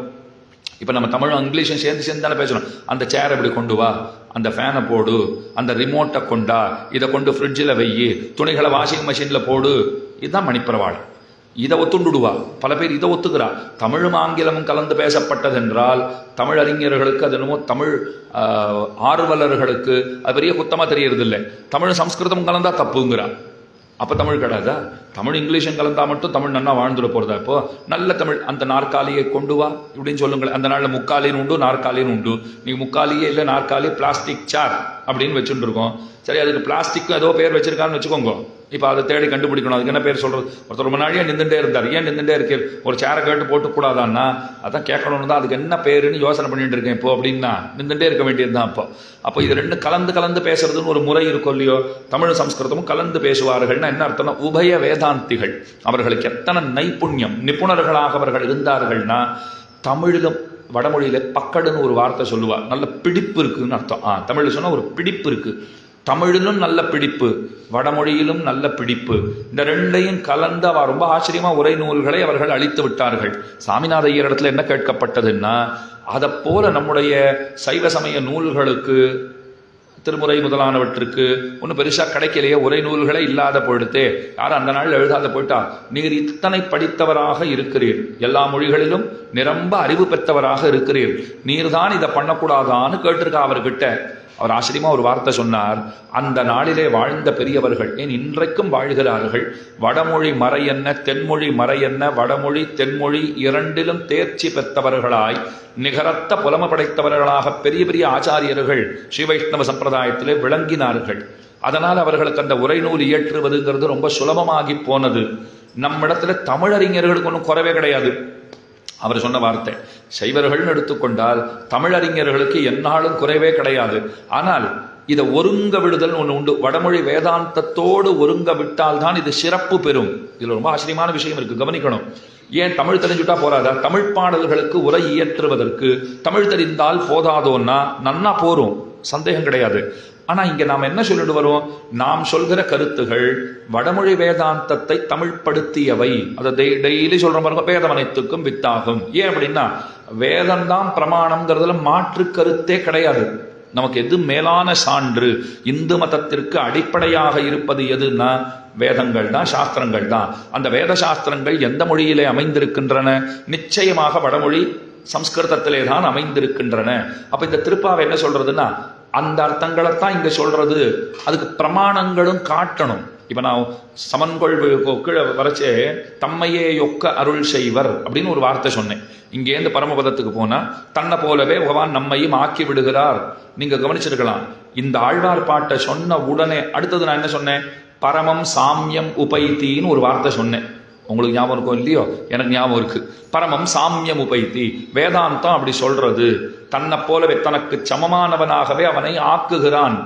இதுதான் அர்த்தம். இப்ப முன்னாடி சொன்ன அந்த தமிழ் பாட்டு உங்களுக்கு சுலபமா புரிஞ்சிடும் பாருங்க. தம்மையேயொக்க அருள் செய்வர், தன்னை போலவே ஆக்கி அருள் செய்கிறார். இது ஆழ்வார் பாடினது. வேதாந்தம் வடமொழி என்ன சொல்றது? பரமம் சாமியம் உபைத்தி, அந்த மேலான சாமியத்தை, இறைவனோடு கூட அந்த சமநிலையை அவன் அடைகிறான், தன்னை போலவே ஆக்குகிறான், சமநிலையை அடைகிறான். அர்த்தம் ஒண்ணுதானே, சொல்லப்பட்ட விதம் வேற வேறையா இருந்தாலும். அதனால இந்த ஆச்சாரியர்கள் என்ன பண்ணிவிடுவா, தாங்கள் ஒரு கருத்தை சொல்ல வந்தார்கள்னால் இந்த பாசுரத்துக்கு பொருள் சொல்லும் போது இதோடு ஒத்து போகிற அந்த வடமொழி மேற்கோளை எடுத்து காட்டுவா. எத்தனை பெரிய ஆச்சரியம் பாருங்க. இன்னைக்கு உங்களுக்கு சாட் ஜிபிடி இருக்கு, ஜெமினி இருக்கு, 1000 இருக்கு. தட்டினா உங்களுக்கு என்ன வேணுமோ கொண்டு வந்து கொட்டுறதுக்கு அவன் தயாரா இருக்கான். நீங்க வெசாலும் கேட்டுக்கிறான், கொஞ்சம் நிதானமா சொல்லுங்க, நான் அடுத்தது எதனா முயற்சி பண்றேன், உங்களுக்கு சொல்றேன்னு அவ்வளோ கனிவா பேசுறது. எதை தட்டினாலும் மொபைல்லயே இன்னைக்கு எல்லா தகவல்களும் நமக்கு கிடைச்சுடுறது. இதெல்லாம் என்ன பெரிய ஆச்சரியம். நம்முடைய ஆச்சாரியர்கள் மனக்கண்ணில அத்தனை பிரமாணங்களிலும் கரை கண்டவர்களாக இருந்தார்கள். அது எந்த பிரமாணம், அதற்கு ஆகரம் என்ன, அது எந்த புத்தகத்திலே எடுத்தாளப்பட்டிருக்கிறது, எத்தனையாவது பிரமாணம் சான்று அது, அதற்கு பொருள் என்ன, எத்தனை பொருள்கள் உண்டு, நிர்வாகத்துல வேறுபாடுன்னு இருக்கும். அப்படின்னா நான் ஒரு அர்த்தம் சொல்லுவேன், அவர் ஒரு அர்த்தம் சொல்றார், ரெண்டுமே சரியாகவும் இருக்கும். சில சமயத்துல 2 அர்த்தங்களும் சரியாகவும் இருக்கக்கூடும். அப்படி சரியா இருந்தா 2ஐயும் காட்டுவா. இது முன்னது இவர் சொன்னது, பின்னது இவர் சொன்னது, இது 2மே சரியா இருக்கு, எது பிடிச்சிருக்கோ எடுத்துக்கோங்க, 2ஐயும் எடுத்துக்கோங்கன்னு விடுவா. இது அத்தனையும் மனசிலேயே இருத்தி கொள்ளுகிற சாமர்த்தியம் அவர்களுக்கு இருந்தது. நினைவிற்கு வருகிற ஒரு ஐதிஹ்யம் சொல்றேன். பராசர பட்டர் கூரத்தாழ்வானுடைய அருமை திருமகனார். சின்ன வயசு, 5 வயசு 7 வயசுக்கு பூணூல் போட்டாச்சு. வேதம் படிக்கிறதுக்காக அப்பா கொண்டு போய் விட்டார். அப்பெல்லாம் வீட்டில இருந்து போய் படிச்சுட்டு வந்துடலாம். ஏன்னா தெருவுக்கு தெரு எங்க பார்த்தாலும் படித்தவர்கள் நிரம்பி இருந்தார்கள். போயிட்டு வாடா, ஒரு 4 மணி நேரம் படிச்சுட்டு வா அப்படின்னு அப்பா அனுப்புறார். சாயங்காலம் ஆனா வீட்டுக்கு வந்துடலாம். ஒரு நாள் குழந்தை போனார், படிச்சுட்டு வந்தார். திரும்ப சாயங்காலம் வந்த உடனே நாளைக்கு போகணும்னு அப்பா சொன்னார். நீ கவலைப்படாதப்பா, நான் சரியா போவேன், அதெல்லாம் பள்ளிக்கூடம் போறதுக்கு அழற பிள்ளை எல்லாம் கிடையாது, எனக்கே படிக்கணும்னு ஆசை உண்டு, கண்டிப்பா போறேன்னார் பராசர பட்டர். அடுத்த நாளும் போனார், சாயங்காலம் வந்துட்டார். அப்பா சொன்னார் நாளைக்கும் போகணும்னு. உடனே பாக்குறேன் அப்படின்னார். அப்பாவுக்கு சந்தேகம். நேற்று கேட்டா படிக்கிறதுல ஆர்வம் இருக்கு, கண்டிப்பா போறேன்னார். இன்னைக்கு என்னடானா பாக்குறேன்னு இழுக்கிறார். அழுத்து போச்சு போல் இருக்கு. குழந்தைகள், சில குழந்தைகள் முதல்ல பள்ளிக்கு அனுப்பிச்சா என்ன நினைச்சுக்கோ, ஏதோ 1 நாள் 2 நாள் கூத்துன்னு நினைச்சுக்கும். இனிமே 12 வருஷத்துக்கு இதுதான் கூத்துன்னு அதுக்கு தெரியாது. 12 கூட 15 நம்ம முதலே சேர்த்து விடுறோம் இல்லையா. முதல்ல ஒரு 3 வகுப்புகள், அதுக்கு மேலே ஒரு 12 வகுப்புகள்னா இனிமே 15 வருஷத்துக்கு இதுதான் தினந்தோறும்னு முதல்ல தெரியாது. ஏதோ 1 நாள் 2 நாள் போல் இருக்குன்னு நினைச்சிட்டு இருக்கோம். இப்ப பராசர பட்டர் நாளைக்கு பார்க்கலாம்னு இழுத்தார். அப்பா கேட்டார், ஏன்னு கேட்டார். இந்த குழந்தை சொன்ன பதில பாருங்க. அப்பா நேற்றுக்கு போயிருந்தேன், ஒன்னு சொல்லி கொடுத்தா, ஒரு 4-5 மணி நேரம் பாடம் சொல்லி கொடுத்தா. நான் இன்னைக்கு புதுசா ஏதாவது சொல்லி கொடுப்பான்னு நினைச்சா அதே தான் சொல்லி கொடுத்துட்டு இருக்கா அப்படின்னார். நீ அதை மனப்பாடம் பண்ணிட்டியான்னு கேட்டார் அப்பா. அது எனக்கு நேற்றைக்கே மனப்பாடம் ஆகிவிட்டது. இன்னைக்கும் அதே சொல்லி கொடுத்தா போர் அடிக்குமா அடிக்காதா? இன்னது ஒரு நாள் போய் நீ கத்துன்னு வந்துட்டியா, எங்கே சொல்லு அப்படின்னா அது ஜெயத்வா பாயவஸ்தோன்னு ஆரம்பிச்சு மொத்தத்தையும் சொல்றது குழந்தை. ஒரு நாள் சந்தை சொல்லி கொண்டு நமக்கெல்லாம் 15 நாள் சொல்லி கொடுப்பா. 15 நாளைக்கு மேல இன்னும் சரியா வரல போல் இருக்குன்னு புரிஞ்சுட்டு 20 நாள் ஆக்குவாது. மேல 5 நாள் சொல்லி கொடுப்பா. அதுக்கப்புறம் அவள் புரிஞ்சுன்னு விடுவா, என்ன இதுக்கு மேலே இதுக்கு வராதுன்னு தெரிஞ்சுன்னு விடுவா. எத்தனை சொல்லியும் நேரம் தான் வீண், சரி வர பசங்களுக்கு மேலே சொல்லி கொடுத்துன்னு போயிட்டே இருப்போம்னு முடிவு எடுத்துருவா. அப்போ 20-25 நாள் சொன்னாலும் கூட அதோடு மனப்பாடம் ஆகிவிடாது. அதுக்கப்புறம் அதை உட்காந்து நெட்டுரு செய்தல்னு ஒன்று உண்டு. அதைத்தான் திருவைன்னுவா. திருவ சொல்லுன்னு சொல்லிட்டே இருப்பா. இப்போ கூட பாருங்க, என்னதான் இதை பெரும்பாலும் பார்க்கறது இல்லைன்னு சொன்னாலும் இதை முன்னாடி வச்சுக்கிறோம் இல்லை, அப்பதான் ஒரு கான்ஃபிடென்ட்டே வருதுங்கிறா. இது இருக்கட்டும் முன்னாடி, அது பாட்டுக்கு இருக்கட்டும், அது தேவைப்படாது. ஒருவேளை தேவைப்பட்டுடுத்துன்னா அப்படின்னு உள்ளுக்குள்ள ஒரு சந்தேகம் இருக்கும் இல்லையோ, அது பாட்டுக்கு பிரித்து வச்சா இப்போ காற்றுல பறக்காத இருக்கிறதுக்கு மேலே வெயிட் எல்லாம் வச்சாச்சு, அது பாட்டுக்கு இருந்துட்டு இருக்க போகிறது. ஆச்சாரியர்களுக்கு இதெல்லாம் தேவையே கிடையாது. அவர்கள் காலத்தில் இது கிடையவும் கிடையாது. எல்லாம் மனக்கண்ணிலேயே வைத்திருப்பார்கள். அப்போ பராசரப்பட்டர் சொன்னார், அதனால நான் விசாரிச்சுட்டு வந்துட்டேன்ப்பா, நேற்று சொல்லி கொடுத்ததான் இன்னைக்கும் சொல்லி கொடுத்தா இன்னும் 15 நாளைக்கு இதே தான் ஓடுமாம். அதுக்கப்புறம் புதுசாக சொல்லி கொடுப்பாடாம், நான் அன்னைக்கு போயிட்டு வரேன்னார். அப்ப எத்தனை சாமர்த்தியம் இருக்கணும். அதைத்தான் ஊவே சாமிநாத ஐயர் ரொம்ப அழகா சொன்னார். ஸ்ரீ வைஷ்ணவர்கள் வடமொழி தென்மொழி இரண்டிலும் நிகரத்த புலம பெற்றவர்களாக அந்நாளை ஆச்சாரியர்கள் விளங்கினார்கள். அதனால் அவர்களுக்கு 4000 திவ்ய பிரபந்தங்களுக்கு உரை இயற்றுவதுங்கிறது ரொம்ப சுலபமா போயிடுத்து. நம்மவர்கள் தமிழிலே எத்தனை தூரத்திற்கு ஆழ்ந்திருந்தார்களோ அத்தனை வடமொழியை அத்தனை கை கொள்ளவில்லை. இது பெரிய குறை அவர் சொன்னது. 2வது, அதுல அத்தனை அன்வயம் நமக்கு இல்லாதனாலே, அதுல அத்தனை தூரத்துக்கு நமக்கு ஒரு பரிச்சயம் இல்லாதனாலே இதற்கு தோதா அங்கேருந்து பிரமாணம் காட்டுறது முடியாத பொழுது, அங்கேருந்து சான்று காட்டணும் இல்லையோ. திரும்பவும் ஞாபகப்படுத்துறேன், தம்மையே ஒக்க அருள் செய்வர், பரமம் சாமியம் உபை, இந்த மாதிரி 1ஆ 2ஆ. இப்போ சப்ரம்மா சசிவசேந்திர சோக்ஷர பரமஸ்வராட் அப்படிங்கிறது வேதம். ஆழ்வார் பாடுறாள் பாருங்க, அவனே அவனும் அவனும் அவனும் அவனே மத்தெல்லாமும் அறிந்தனமே. இது அப்படியே நேர்மொழி பெயர்ப்பு. ச பிரம்மா ச சிவஹா சேந்திரஹா ச அக்ஷரஹா. சஹான அவன் அர்த்தம் வடமொழியில. என்ன கேட்டுக்கோங்க, ச பிரம்மா சசிவசேந்திர சோக்ஷர பரமஸ்வராட் என்று வேதம் போதுகிறது. சஹா சஹான்னு இதுல வந்துட்டே இருக்கு. சஹானா என்ன அர்த்தம்னா அவன் அவன் அவன் அர்த்தம். அவனே அவனும் அவனும் அவனும், அது அப்படியே மொழிபெயர்க்கிறார் இங்க.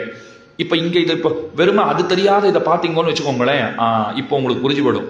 அந்த சம்ஸ்கிருத வேதாந்தம் என்ன சொல்லியிருக்குன்னு எனக்கு தெரியவே தெரியாதுன்னா இதை நான் அப்படியே பிரிச்சு பார்த்தேன். அவனே அவனும் அவனும் அவனும் அவனே மத்தெல்லாமும் அறிந்தனமே அப்படின்னா தலையை பிச்சுக்கலாம் போல் இருக்கும். என்ன சுவாமி, அவனே அவனும் அவனும் அவனும் அவனே மத்தெல்லாமும் அறிந்தனமே, அந்த அவன் எவன், அந்த அவன் என்னதான் பண்ணான், அவன் அவன். உங்களுக்கு ஒரு விஷயம் சொல்றேன் அப்படின்னு ஆரம்பிச்சுட்டு, அவன் வந்தான் அவன் நின்னான், அவனே அவன் இவனே அவன், அவன்தான் இவன் இவன் தான் அவன் சொல்லிட்டே போயிட்டு இருந்தா எவன் அவன் ஒரு கேள்வி வரும். சுவாமி அதை முதல்ல சொல்லு சுவாமி, என்கிட்டலாம் அப்படியே பிச்சுக்கலாம் போல் இருக்கு. ஒண்ணுமே புரியல. ஏன் புரியல? இந்த வடமொழி மறையில உங்களுக்கு அவ்வளவு தூரத்துக்கு பரிச்சயம் இல்லை. அதைத்தான் சாமிநாத ஐயர் சொன்னார். இங்க இருக்கிறவர்களுக்கு இந்த தமிழ் நன்னா பிரிச்சு மேயற அளவுக்கு அறிவு உண்டு, அதுல ஒன்றும் சந்தேகமே கிடையாது. ஆனா அது தெரியாதனாலே இதெல்லாம் நாம அதற்கு ஒருங்காக பொருள் சொல்லுதல், ஒருங்க விட்டு பொருள் சொல்லுதல்ங்கிறது இயலாததாக போய்விட்டது. அப்ப ஈடுங்கிறத பத்தி உங்களுக்கு நான் சொல்லிட்டு இருக்கேன். இப்போ மத்தியான வேளையில நம்பிள்ள அவர் உபன்யாசம் பண்ணுகிறார். வடமொழி வேதாந்த கருத்துக்களை கையில் எடுத்துப்பார், தமிழ் மொழி மறையினுடைய அர்த்தங்களை எடுத்துப்பார். இதை பிசைந்து கொடுப்பது, வருத்தும் புறவிருள் மாத்த எம் பொய்கைப்பிரான் மறையின் குருத்தின் பொருளையும் செந்தமிழ் தன்னையும் கூட்டி ஒன்னத்திரித்தன் நெறித்த திருவிளக்குன்னு பாடினார் அமுதனார். ராமானுஜனுத்தன் அதில் பாடுறார், அழகா சொல்லிட்டார் பாருங்க. இத்தனை நாளை நான் உங்களுக்கு சொல்லிட்டு இருந்ததை ஒரு பாட்டில் சொல்லிட்டார் அவர். மறையின் குருத்தின் பொருளையும் வடமொழி கருத்துக்களை எடுத்துட்டார், செந்தமிழ் தன்னையும் கூட்டி இதோட சேர்த்தார், தமிழோடு அதை சேர்த்தார், அந்தமிழால் நற்கலையாக ஆக்கி நமக்கு கொடுத்து விட்டார். அதுதான் விஷயம். அப்ப மத்தியானம் நம்மள சாதிக்கிற அர்த்த விசேஷங்களை ராத்திரி அவர் எழுதி வைக்கிறார். அதற்கு ஈடுன்னு பேர் ஏற்பட்டது. மொத்தமா எழுதி முடிச்சுட்டார், நம்மள கிட்ட கொண்டு வந்து கொடுத்தார். சுவாமி தேவரீர் மத்தியானம் சொல்றதையெல்லாம் நான் ராத்திரி தூங்காத வீட்டுல போய் அதை அப்படியே எழுதியிருக்கேன், பின்னாடி வரவாளுக்கு பயன்படும், எங்க கொண்டான்னு நம்மள வாங்கிட்டார். என் அனுமதி இல்லாமலே எழுதினீர், இதை பிரச்சாரம் பண்ணக்கூடாதுன்னு வச்சுட்டார். அவர் பார்த்தார், ஏன்னா நம்மள கொஞ்சம் கோபக்காரர்.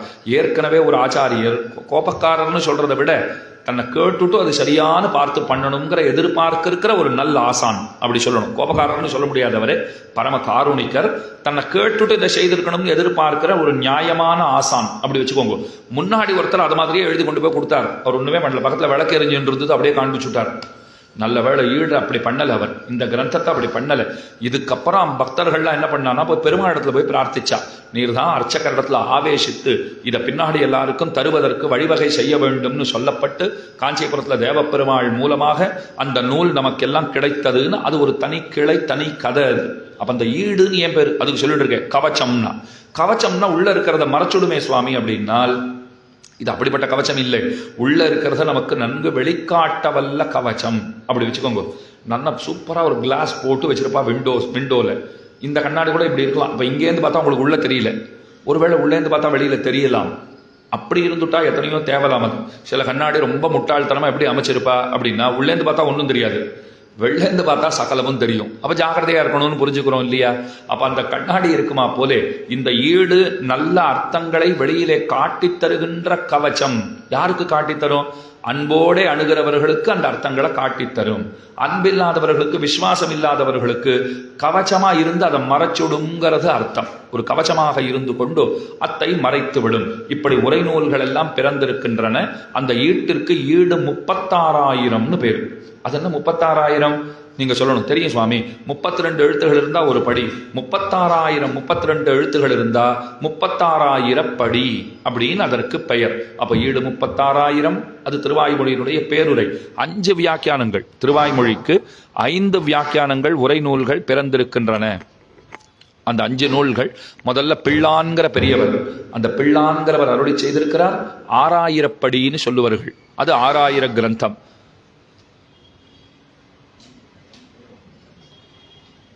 அதுக்கு மேலே நம்பிள்ளையினுடைய ஈடு 36,000, பெரியவாச்சான் பிள்ளையினுடைய 24,000, நஞ்சியருடைய 9,000, அதுக்கு மேல அழகிய மணவாளச்சியருடைய 12,000. 5 நூல்கள் திருவாய்மொழிக்குண்டான உரை நூல்கள். திருவாய்மொழி நம்மாழ்வார் அருளி செய்திருக்கிற உயர்ந்த பிரபந்தம், சாமவேத சாரம்னு கொண்டாடுகிறோம். இத்தனை நூல்கள் இருக்கு. பார்த்துக்கோங்க. அதுல திருப்பாவைக்கு 6000 படின்னு ஒரு உரை நூல். அதை பத்தி சொல்றதுக்கு தான் இப்ப இத்தனை பார்த்துருக்கோம். 6000 படி அதை அருளி செய்தவர் அழகிய மணவாள பெருமாள் நாயனாருங்கிற ஆச்சாரியர். ஆகச்சிறந்த ஆச்சாரியர்களுக்குள்ளே அவர் அக்ரகண்யர், முதன்மையானவர்னு அவரை சொல்ல வேண்டும். அவருடைய ஸ்டைல் என்ன அப்படின்னு சொன்னா, நீங்க சௌக்கியமா இருக்கீங்களா இப்படி நான் இப்ப கேட்டேன்னு வச்சுக்கோங்களேன், இது ஒன்றும் பெரிய விஷயம் கிடையாது. தமிழ்ல இருக்கிற 3 சொற்களை எடுத்துக்கொண்டேன். நீங்கள் சௌக்கியமாக இருக்கிறீர்களா? இதுல என்னுடைய மேதாவித்தனம் புலமைங்கிறது ஒன்றும் பெருசா கிடையாது. நாயனாரோட ஸ்டைல் என்ன அப்படின்னால், அவர் இந்த நீங்கள் சௌக்கியமாக இருக்கிறீர்களான்னு இப்படி கேட்க மாட்டார்.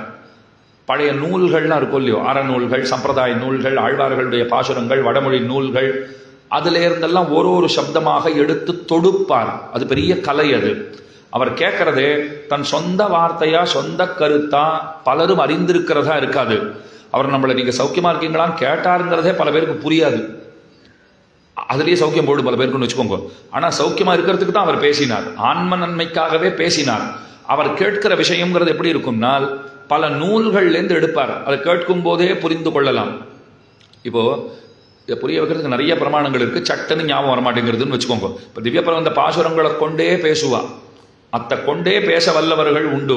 எதனா ஒன்று கேட்டோம்னா ஒரு வார்த்தை சொல்லுவா, அதை சொன்னான்னா அது திவ்ய பிரபந்த பாசுரத்திலிருந்து எடுத்து சொல்லப்பட்ட மேற்கோளாக இருக்கும். இப்போ உங்களுக்கு சொல்றேன். காஞ்சி பிரதிபாத பயங்கரம் மகாவித்வான் அண்ணங்கராச்சாரிய சுவாமி, அவர் சிறிய வயதுல திருவல்லிக்கேணியில் வேத வேதாந்த வர்தினிங்கிற ஒரு பாடசாலை இருந்தது. அந்த பாடசாலையில் ஒரு பரீட்சை வச்ச குழந்தைகளை எல்லாம் கூட்டுட்டு பரீட்சைன்னு அழைத்தார்கள். இவரும் போயிருந்தார். ஒரு கத்து எடுத்துன்னு போனார். பரீட்சைக்கு கத்தி எடுத்துன்னு போன பிள்ளை பார்த்துருக்கீங்களோ, அவர் எடுத்துன்னு போனார். அதை வாத்தியார்களுக்கு முன்னாடி அப்படியே கயிறு கட்டி தொங்க விட்டார். என்ன பண்ண போறான் இந்த பிள்ளைன்னு எல்லாம் பார்த்தா அவர் சொன்னார், நீங்க என்ன கேள்வி வேணா கேளுங்கோ, நான் பதில் சொல்லணும்னா இந்த கத்தி எடுத்து நாக்க விட்டுடுங்கோன்னார். இதுதான் சூர்கத்தி பரீட்சைன்னு பேர் இதுக்கு. அந்த மாதிரிலாம் யாருன்னா கொடுக்கறதுக்கு தயாரா இருப்போமான்னு பாருங்க. நான் பதில் சொல்லலைன்னா அவர் நாக்க வெட்டுறேங்கிற பிள்ளை வேணா கிடைப்பான். நான் சொல்லலைன்னா அவர் நாக்க விட்டுடுறேன் சுவாமி, இது சௌரியமா இருக்கே, கேள்வி கேட்கிறவர் நாக்க ஒரு பதம் பார்த்து விடலாமா அப்படின்னு வேணா வச்சுக்கலாம். அவர் கத்தியை தொங்க விட்டுட்டார். பல கேள்விகளை கேட்டா. அதுல முக்கியமா ஒரு கேள்வி கேட்டா. என்ன கேள்வி கேட்டா தெரியுமா? எல்லையில் சீர் இளஞாயிறு 2 போல் என்னுள்ளவா? பெருமானுடைய திருப்பாதங்களுக்கு 2 சூரியன்களை சொல்ல மாட்டேன் அடியேன். பெருமானுடைய துளங்கு சோதி திருப்பாதம் இருக்கிறதே, அந்த திருப்பாதங்களுக்கு 2 சூரியன்களை உபமானமாக சொன்னவிடம் உண்டா? இது கேள்வி. பகவானுடைய திருவடிகளுக்கு 2 சூரியர்களை உபமானமாக சொன்ன இடம் உண்டா? இது கேள்வி. சுவாமி என்ன தெரியுமா பதில் சொன்னார்?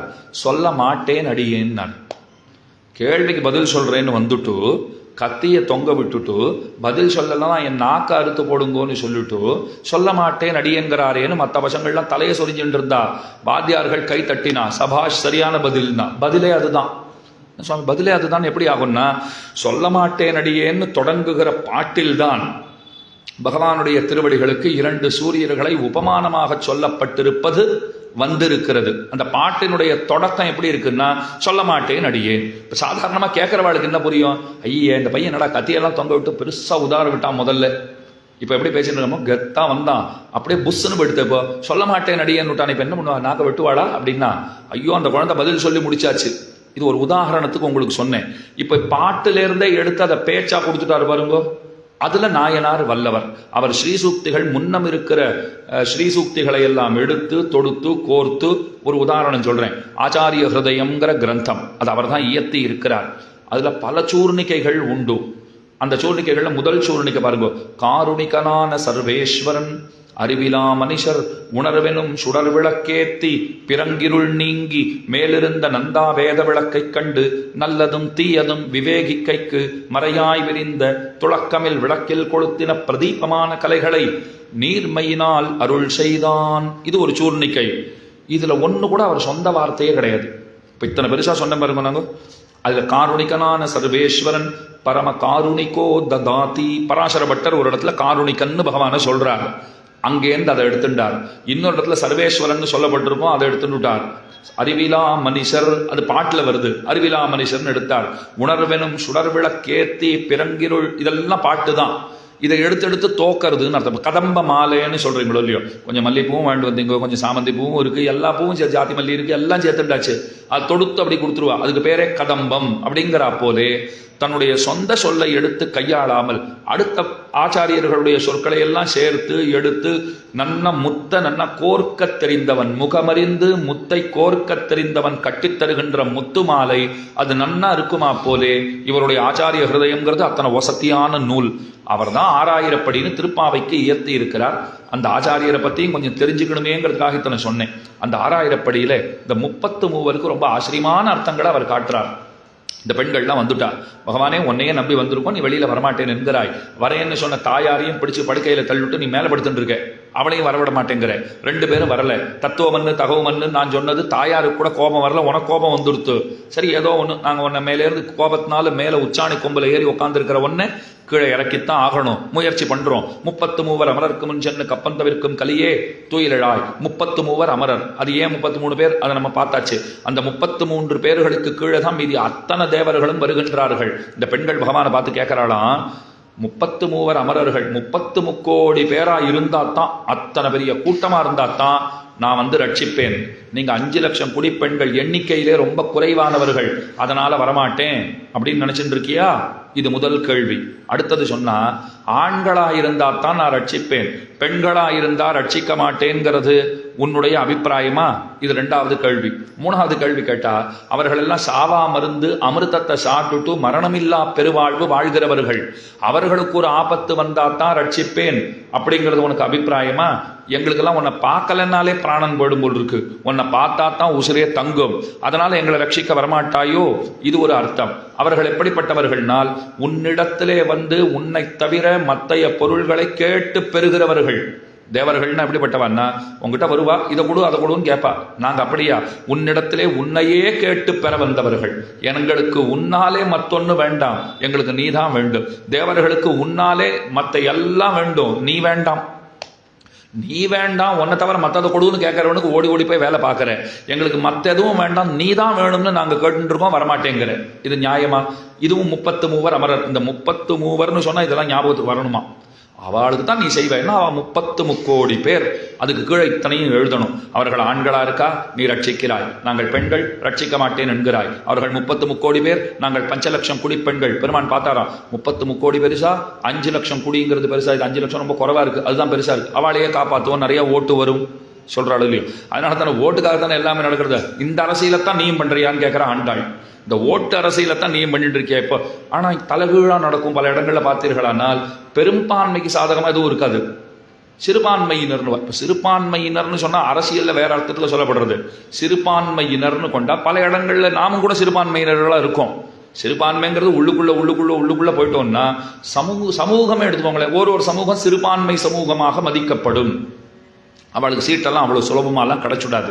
அவள் என்ன சொல்லுவா, ஏன் நீங்கள் என்ன, ஏன் உங்களுக்கு சீட்டே கொடுக்கப்படலன்னா, நாங்கள் இந்த சமூகம் அப்படின்வா. அது ஏதோ ஒரு சமூகம் கிடையாது, நிறைய சமூகம் சிறுபான்மை சமூகமாக இருக்கும். அதில் பெரும்பான்மை சமூகம்னு ஒன்று இருக்கும். அதுக்கு மேலே மொத்தமாக உள்ளடக்கின இந்து சமூகம்னு சொன்னால் அது இருக்கிறதுலையே பெரும்பான்மைன்வா. அதனால ஒன்றும் பெருசாக லாபம் இருக்காதுன்னு வச்சுக்கோங்க. ஆனால் பகவான் என்ன பண்ணுறார், பெரும்பான்மை சமூகத்துக்கு ஆதரவாக இருக்கார். தேவர்களுக்குன்னா ஆதரவு நிலைப்பாடு எடுக்கிறார். அதே இவர்களுக்கு இந்த 5 லட்சம் குடிப்பெண்கள்னா ஆதரவு நிலைப்பாட்டை எடுக்க மாட்டேங்கிறார். தேவர்கள் உங்ககிட்ட வந்து எதையோ கேட்கறான், சொர்க்கத்தை கொடுன்னு கேட்கறான், எனக்கு ராஜ்யத்தை கொடுன்னு கேட்கறான், அவனுக்கு எல்லாம் பண்றேன், ஒன்னையே கொடுன்னு கேட்கிறோம், எங்களுக்கு தரமாட்டேங்கிற. இன்னொன்னு, தேவர்கள் எப்படிப்பட்டவர்கள்னா, முதல்ல தங்களை தாங்களே காப்பாத்திக்கலாம்னு முயற்சி செய்வார்களாம். அது முடியலன்னா தான் பகவானே நீ வான்னு கூப்பிடுவாளாம். இது ரொம்ப தப்பு. நாம முதல்லயே அவரைத்தான் கூப்பிடணும். ஏன்னா நம்மை காத்துக்கொள்ளும் பொறுப்பு நம்முடையதன்று, அவர் தான் ரட்சகர். இதை நல்லா ஞாபகம் வச்சுக்கணும். அவ எல்லாம் பண்ணி பார்த்துட்டு கடைசியில பெருமாளை கூப்பிடுவா. ஏன்னா தேவேந்திரன் சொன்னானா, முதல்ல நாம முயற்சி பண்ணி பார்ப்போம், இல்லைன்னா அவன் காலில் தான் போய் விழுந்தாகணும், கையை கூப்பிட்டு போகணும், அதை வேற பண்ணணுங்கிறான். வேலை இவனுக்கு ஆகணும், அதுக்கு கையை கூப்பிட்டு போறதுக்கு இவனுக்கு கஷ்டமா இருக்கு. போய் கையை வேற கூப்பிடணும், அது கடைசியா வச்சுக்கலாம், அவங்ககிட்ட போய் நிக்கணும். நாங்க அப்படியா, உன்னை சேவிப்பதே எங்களுடைய பிறவி பயன்னு நாங்கள் நினைச்சுட்டு இருக்கோம். அப்படிப்பட்ட தேவர்களுக்கு ஓடி போற, எங்களுக்கு ஓடி வரமாட்டேங்கிற. அவர்கள் சோகம்ங்கிறான். சோகம்னு என்ன அர்த்தம்? சஹா அகம்னு அர்த்தம். அவனே நான், அவனே நான். சங்கராச்சாரியர் இருக்கார் பாருங்க, அவருடைய சித்தாந்தம் அதுதான். தத்துவமசி அப்படின்னு சொல்லுவா. அகம் பிரம்மாஸ்மி இதெல்லாம் சொல்றாரு அவர். அப்ப சோகம், அவனே நான். வேடிக்கையா ஒரு கதை உண்டு. ஒரு ஊரு, அந்த ஊருக்கு ஒரு சங்கராச்சாரிய சுவாமிகள் அவர் வந்திருந்தார், விஜயம் புரிந்திருந்தார். வந்து தங்கியிருக்கார். எல்லாம் வந்து வணங்கினா ஒரு ஆள் வந்து அவரை விழுந்து சேவிச்சுட்டு எனக்கு ஏதாவது உபதேசம் பண்ணணும் அப்படின்னு கேட்டான். என்ன தெரிஞ்சுக்கணும்னு ஆசைப்படுற, ஏதாவது பெரிய ஸ்லோகமாக சொல்லி தரட்டுமா, ஸ்தோத்திரமாக சொல்லி தரட்டுமா? அதெல்லாம் வேண்டாம் சுவாமி, சிம்பிளாக சொல்லி கொடுங்கோ. அதெல்லாம் ஒரு வரியில ஒரு பதம் ஒரு வாக்கியம் அப்படி இருந்தால் கூட பரவாயில்ல, அதை எப்பவும் நான் உட்காந்து கண்ணை மூடிட்டு தியானம் பண்ணுற மாதிரி இருந்தால் ரொம்ப தேவலாம் அப்படின்னா சங்கராச்சாரிய சுவாமிகள் சொன்னார், நீ கவலைப்படாதே, சோகம் சோகம்னு சொல்லிண்டே இரு போரும்னு விட்டார். சோகம் சோகம் அப்படின்னா என்ன அர்த்தம்னா அதை சோகம் சோகம்னு புரிஞ்சுள்ளாதீங்க. சோகம்னா அது இருக்கவே இருக்காது, சொல்ல வேற சொல்லணுமா? இப்போ நம்ம அதை விட்டுடுங்க. துயரம்னு அர்த்தம் இல்லை. சோகம் சஹா அகம், சஹா அகம். கீழே சொன்ன பாருங்க, சஹானா அவன் அர்த்தம். அவனே நான், நானே அவன். ரெண்டாவதே கிடையாது. ஒரு பரபிரம்மன் தான், ரெண்டாவதே கிடையாது. இத்தனை பேர் தெரிகிறோமே எப்படின்னா, நீயும் பரபிரம்மன் தான், நானும் பரபிரம்மன் தான். இங்க ரெண்டுங்கிறதே கிடையாது, எல்லாம் ஒன்று தான். அப்படி இருந்தால் அதோ இங்கே கட்டம் போட்ட மாதிரி டிஷர்ட் போட்டு ஒருத்தர் உட்காந்துருக்கார், கட்டம் போட்ட சட்டை போட்டு ஒருத்தர் உட்காந்துருக்கார், இங்கே ஒரு அம்மா சேலை கட்டின்னு உட்காந்துருக்காள். என்ன இப்படி தெரிகிறது? என்ன இது? மோகத்தால் மாயையினால் அப்படி தெரிகிறது. அந்த பரபிரம்மத்தின் மேலே அழுக்கு படிஞ்சிருக்கிறபடியினாலே அந்த அழுக்கின் காரணமாக ஒன்றாயிருப்பது பலவாறாக தெரிகிறது. இதுதான் சங்கராச்சாரியருடைய சித்தாந்தம். இப்படின்னு ஒருத்தர் பறக்க உபன்யாசம் பண்ணிட்டு இருந்தார். எல்லாம் பொய் அப்படின்னு உபன்யாசம் பண்ணிட்டு இருந்தார் பாருங்க. ஒரு யானை மதம் கொண்டு துரத்தி கொண்டு வந்தது. சொல்றவர் முதல்ல எழுந்து தன்னை காப்பாற்றிக்கணும்னு ஓடினார். கூட்டம் அப்படியே செதறி போச்சு காப்பாற்றி கொள்வதற்கு. அவர் அப்படியே மூச்சிறக்க ஒரு இடத்துல அப்படி பின்னாடி நின்றுட்டு இருக்கார். கேட்டுட்டு இருந்தவன் ஒருத்தர் அவர் பக்கத்தில் போயிட்டு இப்படி இப்படின்னா அவர் பயந்தே போயிட்டார். தும்பிக்கை தான் தடவுறதோன்னு நினைச்சு விட்டார். அப்படி திரும்பினார் பதட்டத்தோட. பயப்படாதீங்க, யானை இல்லை நான் தான், ஒரு சந்தேகம்னா. என்ன சந்தேகம்னு? இல்லை நீங்கள் இப்போ பண்ண உபன்யாசத்தில் ஒரு சந்தேகம்னா, பிராணனை காப்பாற்றிக்கிறதுக்கு அவன் ஓடிட்டு இருக்கான், இப்போ தான் அவனுக்கு சந்தேகம் கேட்கறதுக்கு நேரம் வந்ததா? என்னன்னார். எல்லாமே பொய்ன்னு சொல்லிடும் இல்லையோ. யானை துரத்துச்சே ஏன் ஓடி நீர்னு காட்டான் அவன். அழகான கேள்வி. அவர் சொன்னார், நீ உபன்யாசத்தை சரியாவே புரிஞ்சிக்கல, நான் எல்லாம் பொய்ன்னு சொன்னேன், நீ சரியா புரிஞ்சிக்கல. யானை துரத்தியதும் பொய், நாம் ஓடியதும் பொய், நீ கேட்பதும் பொய், நான் சொல்வதும் பொய்ன்னு முடிச்சுட்டார். இது அவர்கள் சித்தாந்தம், இது உண்மை. அத்வைதிகளுடைய சித்தாந்தம், சங்கராச்சாரியருடைய சித்தாந்தம் என்னன்னா, ஒன்றுதான் உண்மை, பிரம்ம சத்தியம் ஜெகன் மித்யா, ஒன்றுதான் உண்மை, மீதி எல்லாமே பொய்ங்கிறது அவர்களுடைய வாதம். அப்ப சோகம்னு சொல்லிட்டார் இல்லையோ, சஹா அகம் சொல்லி கொடுத்துட்டு போயிட்டார் அவர். இவன் அத்தையே சொல்லிட்டு இருக்கான். ஒரு 6 மாசம் போச்சு. ஒரு ஸ்ரீ வைஷ்ணவ சன்னியாசி ஜிஆர் சுவாமி அந்த ஊருக்கு வந்திருக்கார். நல்ல ஊர் போல் இருக்கு, போட்டி போட்டு எல்லாரும் வரா. ஜிஆர் சுவாமி வந்திருக்கார். திரும்ப வந்து அவனே சேவிச்சான். எனக்கு ஏதாவது சொல்லிக் கொடுங்கன்னு கேட்டான். அவர் சொன்னார், உனக்கு முதல்ல என்ன தெரியும் அப்படின்னா, பிதா சுவாமி 6 மாசம் முன்ன ஒரு சுவாமி வந்திருந்தார், அவர் ஒரு வார்த்தை சொல்லி கொடுத்தார், நான் அதை சொல்லிட்டே இருக்கேன், நீங்களும் எதனா சொல்லிக் கொடுங்கோ, ஆனா அவர் போல சிம்பிளா இருந்துட்டா தேவலாம். யார் வந்தான்னு தெரியலையே அப்படின்னு, யார் என்ன சொல்லி கொடுத்தா முதல்ல அதை சொல்லு அப்படின்னு கேட்டார் அவர். சோகம் அப்படின்னு இவர் புரிஞ்சு விட்டார். ஓஹோ, நம்முடைய மத கருத்துகளுக்கு நேரெதிரான கருத்துகள், அத்வைதிகள் விசிஷ்டாத்வைதிகள்னு சொல்லிட்டா ஒண்ணுக்கொன்னு நேர் முரண். ராமானுஜ சம்பிரதாயத்துல எல்லாம் உண்மை, சங்கர மதத்தில் எல்லாம் பொய்ன்னு சொன்னோம் இல்லையோ, ராமானுஜ சம்பிரதாயத்திலே அத்தனையும் உண்மைன்னு பார்க்கறது உண்மை, பார்க்கப்படுவது உண்மை, யாவும் உண்மைங்கிறது நம்முடைய சம்பிரதாயம். அதனால இவர் பார்த்தார், என்ன சொல்லி கொடுத்தார்? சோகம். வந்தவர் எப்படி இருந்தார் நான் சொல்லட்டுமா? நான் சொல்லும் அப்படின்ன உடனே அவர் சொன்னார், வந்தவர் கையில ஒரே ஒரு கோல் பிடித்து கொண்டு வந்தாரா? ஆமாம். தலையை நன்னா மழிச்சிருந்தாரா? ஆமாம். அதுக்கு மேலே சொல்லணும்னா அவருடைய அந்த கோல்ல இருக்கிற மேல இருக்கிற துணி சிகப்பு கலர்ல கட்டப்பட்டு இருந்ததா? ஆமாம். இப்ப நான் எப்படி இருக்கேன்? ஐயோ சுவாமி, 3 கொம்பு இருக்கு உங்க கையில, கல்ல குடுமி இருக்கு, பூணூல் இருக்கு, அதுக்கு மேல முக்கியமா உம்ம கொடி வெள்ளை வெளையர்னு இருக்கு, தெரிஞ்சுட்டியோ இல்லையோ? இப்ப நான் ஒண்ணு சொல்லித்தரேன், சொல்லி கொடும், அது பிரச்சனை கிடையாது, சிம்பிளா இருக்கணும். அவர் எவ்வளவு சிம்பிளா முடிச்சார் பாருங்க. அதை விட சிம்பிளா முடிக்கிறேன், அவரையே முடிக்கிறேன் நிறைவர். ஸ்லோகம் என்ன, அவரையே நான் முடிக்கிறேன்னு சொல்லிட்டு, நீ முன்னாடி ஒரே ஒரு எழுத்தை சேர்த்துக்கோப்பா, தாசோகம்னு சொல்லிட்டு போரும். ஒரு தாவை போட்டுக்கோ முன்னாடி, சோகத்துக்கு முன்னாடி ஒரு தா போட்டுட்டியானா தாசோகம். நான் அவன் அல்லன், அவன் எஜமான், நான் தொண்டன், இது அர்த்தமாறுது. இவர் தாசோகம் தாசோகம்னு சொல்லிட்டு இருந்தார். அந்த வருஷம் நல்லபடியா முடிஞ்சு போச்சு. திரும்ப 6 மாசம் கழிச்சு அந்த முதலாம் அவர், அந்த பெரியவர் ஊருக்கு வந்தார். வந்த உடனே இவன் வந்து தாசோகம்னு சொல்லி சேவிச்சான். அவர் உடனே கேட்டுட்டார், எனக்கு அப்புறம் எவனாவது வந்தானான்னு கேட்டார். ஆமாம் சுவாமி. அவர் எப்படி வந்தாருன்னு நான் சொல்லட்டுமா? கையில 3 கோல் பிடிச்சிருந்தாரா? மேலே வெள்ளை கலர்ல துணி கட்டப்பட்டிருந்ததா? என்ன குடுமி பூணூல்லா இருந்திருக்கும், காஷாய கூட தரிச்சிருப்பாரு. எப்படி சுவாமி, உம்மை பார்க்காமலே நீர் தான் அவர் சொன்னார், அவரை பார்க்காமலே அவர் தான் நீருன்னு சொல்றீர். எல்லாம் நீ தாசோகம் சொன்ன உடனே எல்லாம் புரிஞ்சு போச்சு எனக்கு. வா வா அப்படின்னார். இன்னும் 1ஆம் கிளாஸ்லயே இருப்பியா? 1, 2, 3 12ஆம் கிளாஸ் வரைக்கும் போகணுமே, ஏற்றி விட்டு விடலாமா? ஒன்ன இன்னும் வேற ஏதாவது கத்துக்கிறியா? நான் எல்லாம் கத்துக்க தயாரா இருக்கேன். ஆனால் சிம்பிளாக இருக்கணுங்கிறது தான் என்னுடைய ஒரே நிபந்தனைன்னா. ரொம்ப சிம்பிள் தான். இப்போ ஒரு எழுத்து கூட சேர்த்து முடியும் இல்லையோ, நான் இன்னொன்று சொல்கிறேன் அதை சேர்த்துக்கோ அப்படின்னு சொல்லிட்டு என்ன சேர்த்துக்கணும், முதல்ல சோகம்னு சொல்லி கொடுத்தேன், இப்போ நீ வேற ஏதோ சொல்லிட்டு இருக்க. அதான் முடிஞ்சு போச்சே சுவாமி. நான் முடிக்கிறேன் இப்போ அவர் முடிச்சுட்டு போனார்ல என்ன, நான் இப்போ அவரை முடிக்கிறேன் அப்படின்னுட்டு அதை நீ என்னமோ சொல்லிட்டு இருக்க, இப்போ அதை இவர் சொல்லக்கூட மாட்டேன்னு என்கிறார். இப்போ நீ ஏதோ சொல்லிட்டு இருக்கோ இல்லையோ, அதுக்கு முன்னாடி ஒரு எழுத்தை சேர்த்துக்கோ. என்ன, அந்த முதல்ல சோகம்ல சார்ந்தது, அந்த சாவை இங்க போடு. இப்போ சதா சோகம் சதா சோகம் இப்படியே சொல்லிட்டு, எப்போதும் நானே அவன், எப்போதும் அவனே நான், எப்போதும் நானே அவன், இதையே சொல்லிட்டு போயிட்டார். அவன் அதையே சொல்லிட்டு இருக்கான். அடுத்த 6 மாசம் அவர் டேர்ன். அவர் திரும்ப வந்தார். இவன் வழக்கம் போல வந்தான், சதாசோகம்னா வந்துட்டு போயிட்டார். அந்த கழவர் திரும்பவும் இங்கேயே என் பின்னாடியே சுத்துறது அவர் வேலை போல் இருக்கு. அவர் முதல்ல வந்தார். அப்புறம் அது கிடையாது, நான் வரப்போறேன்னு தெரிஞ்சாலே அவர் வரக்கூடாது. எப்படி வரலாம் அவர், நான் சொல்லித்தரேன் உனக்கு அப்படின்னார். சுவாமி அதே நிபந்தனை தான், சிம்பிளா இருக்கணும். ஒரே ஒரு எழுத்து தான். திரும்ப ஒரு தாவை போட்டுக்கோ முன்னாடி. தாசதாசோகம் தாசதாசோகம் என்ன அர்த்தமா இருக்கு, நான் பெருமானுக்கும் அவன் அடியவர்களுக்கும் தொண்டன். அதுக்கப்புறம் அவர் வந்தாருன்னு கதை இல்லை. நல்ல இல்லாட்டி வளர்ந்துட்டே போகும்னு வச்சுக்கோங்க. இங்க ஆண்டாள் சொல்றா, அந்த தேவர்கள் எல்லாம் தங்களை சோகம் சோகம் நானே தெய்வம் நானே தெய்வம்னு சொல்லிட்டு இருக்கா. நாங்கள்லாம் தாசதாசோகம்னு சொல்லிட்டு இருக்கோம்.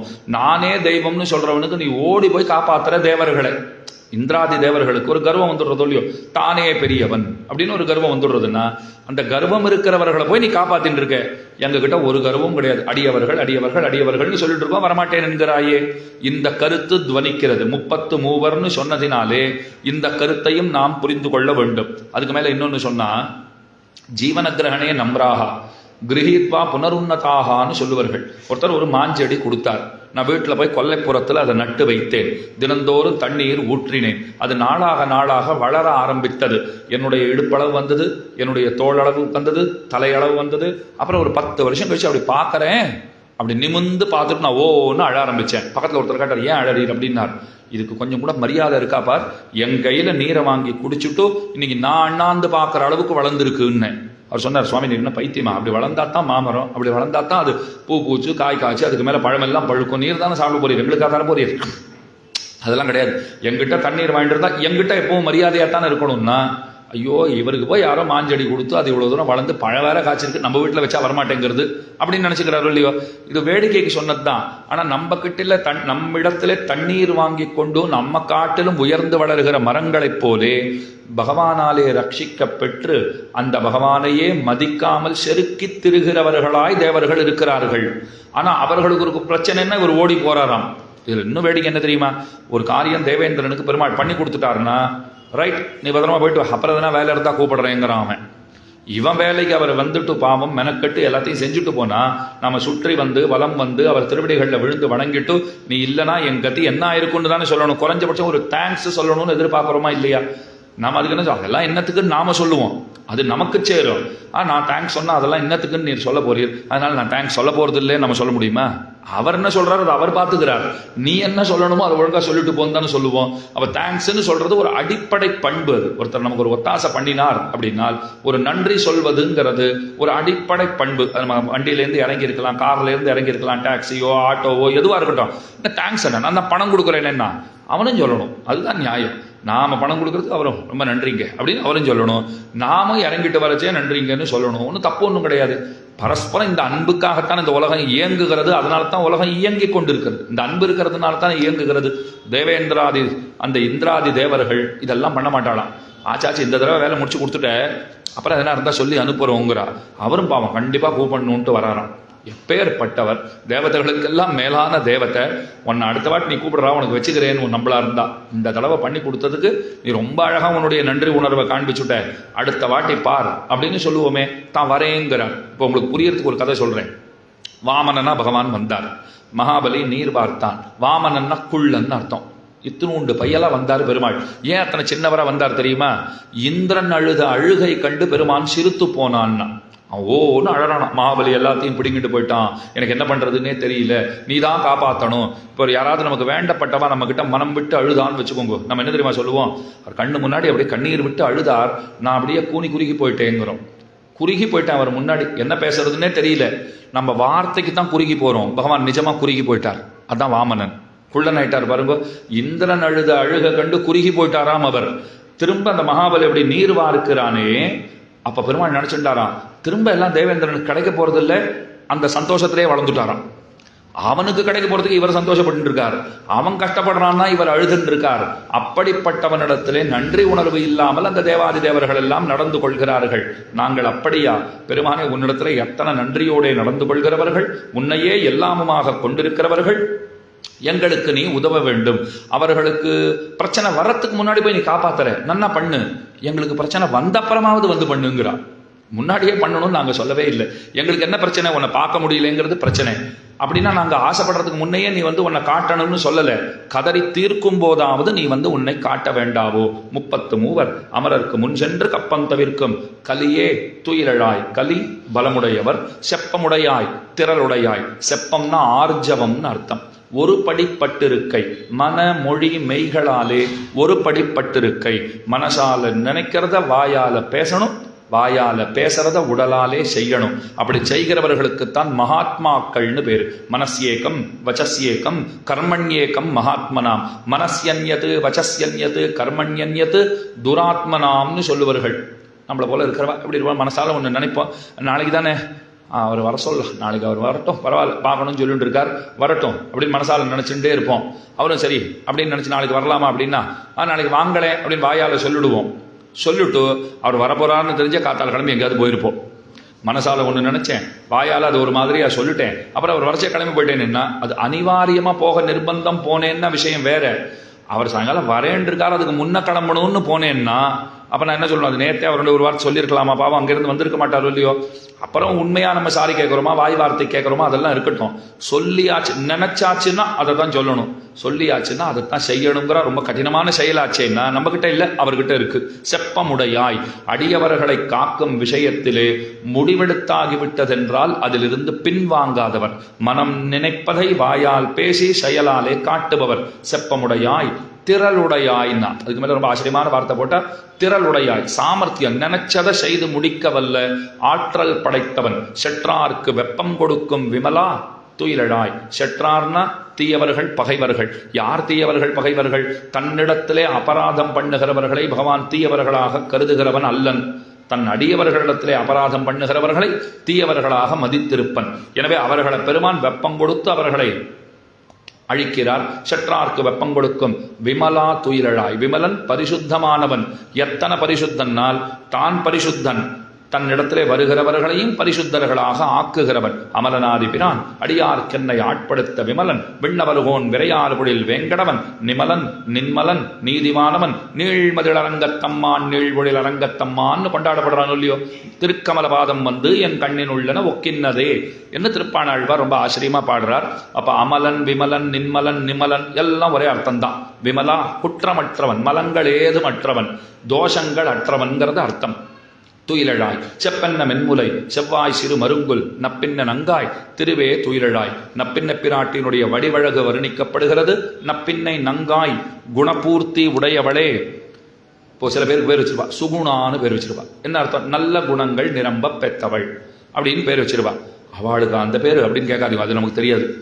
பேர் அப்படி வச்சிருப்பா. அப்படியே சில பேர் இருப்பான்னு வச்சுக்கோங்க. எல்லாரும் இருக்கா குணங்கள் இல்லாதவள படப்படலாம். நீங்க யாரையாவது, எனக்கு யாரையும் சுகுணான்னு தெரியாது, பேர் சொல்லிட்டேன். உங்களுக்கு யாராவது ஒருத்தர் நீங்க தெரிஞ்சு வச்சுட்டு அவளுக்கு போய் அந்த பேர் வச்சாலும் எங்கிட்ட கேட்டா எங்கிட்ட பதில் கிடையாது. அதுக்கு சுகுணான்னா நல்ல குணங்களோட கூடியவள். அது போல பூரணி, பூரணை, பூர்ணா இதெல்லாம் பேரா இருக்கும்.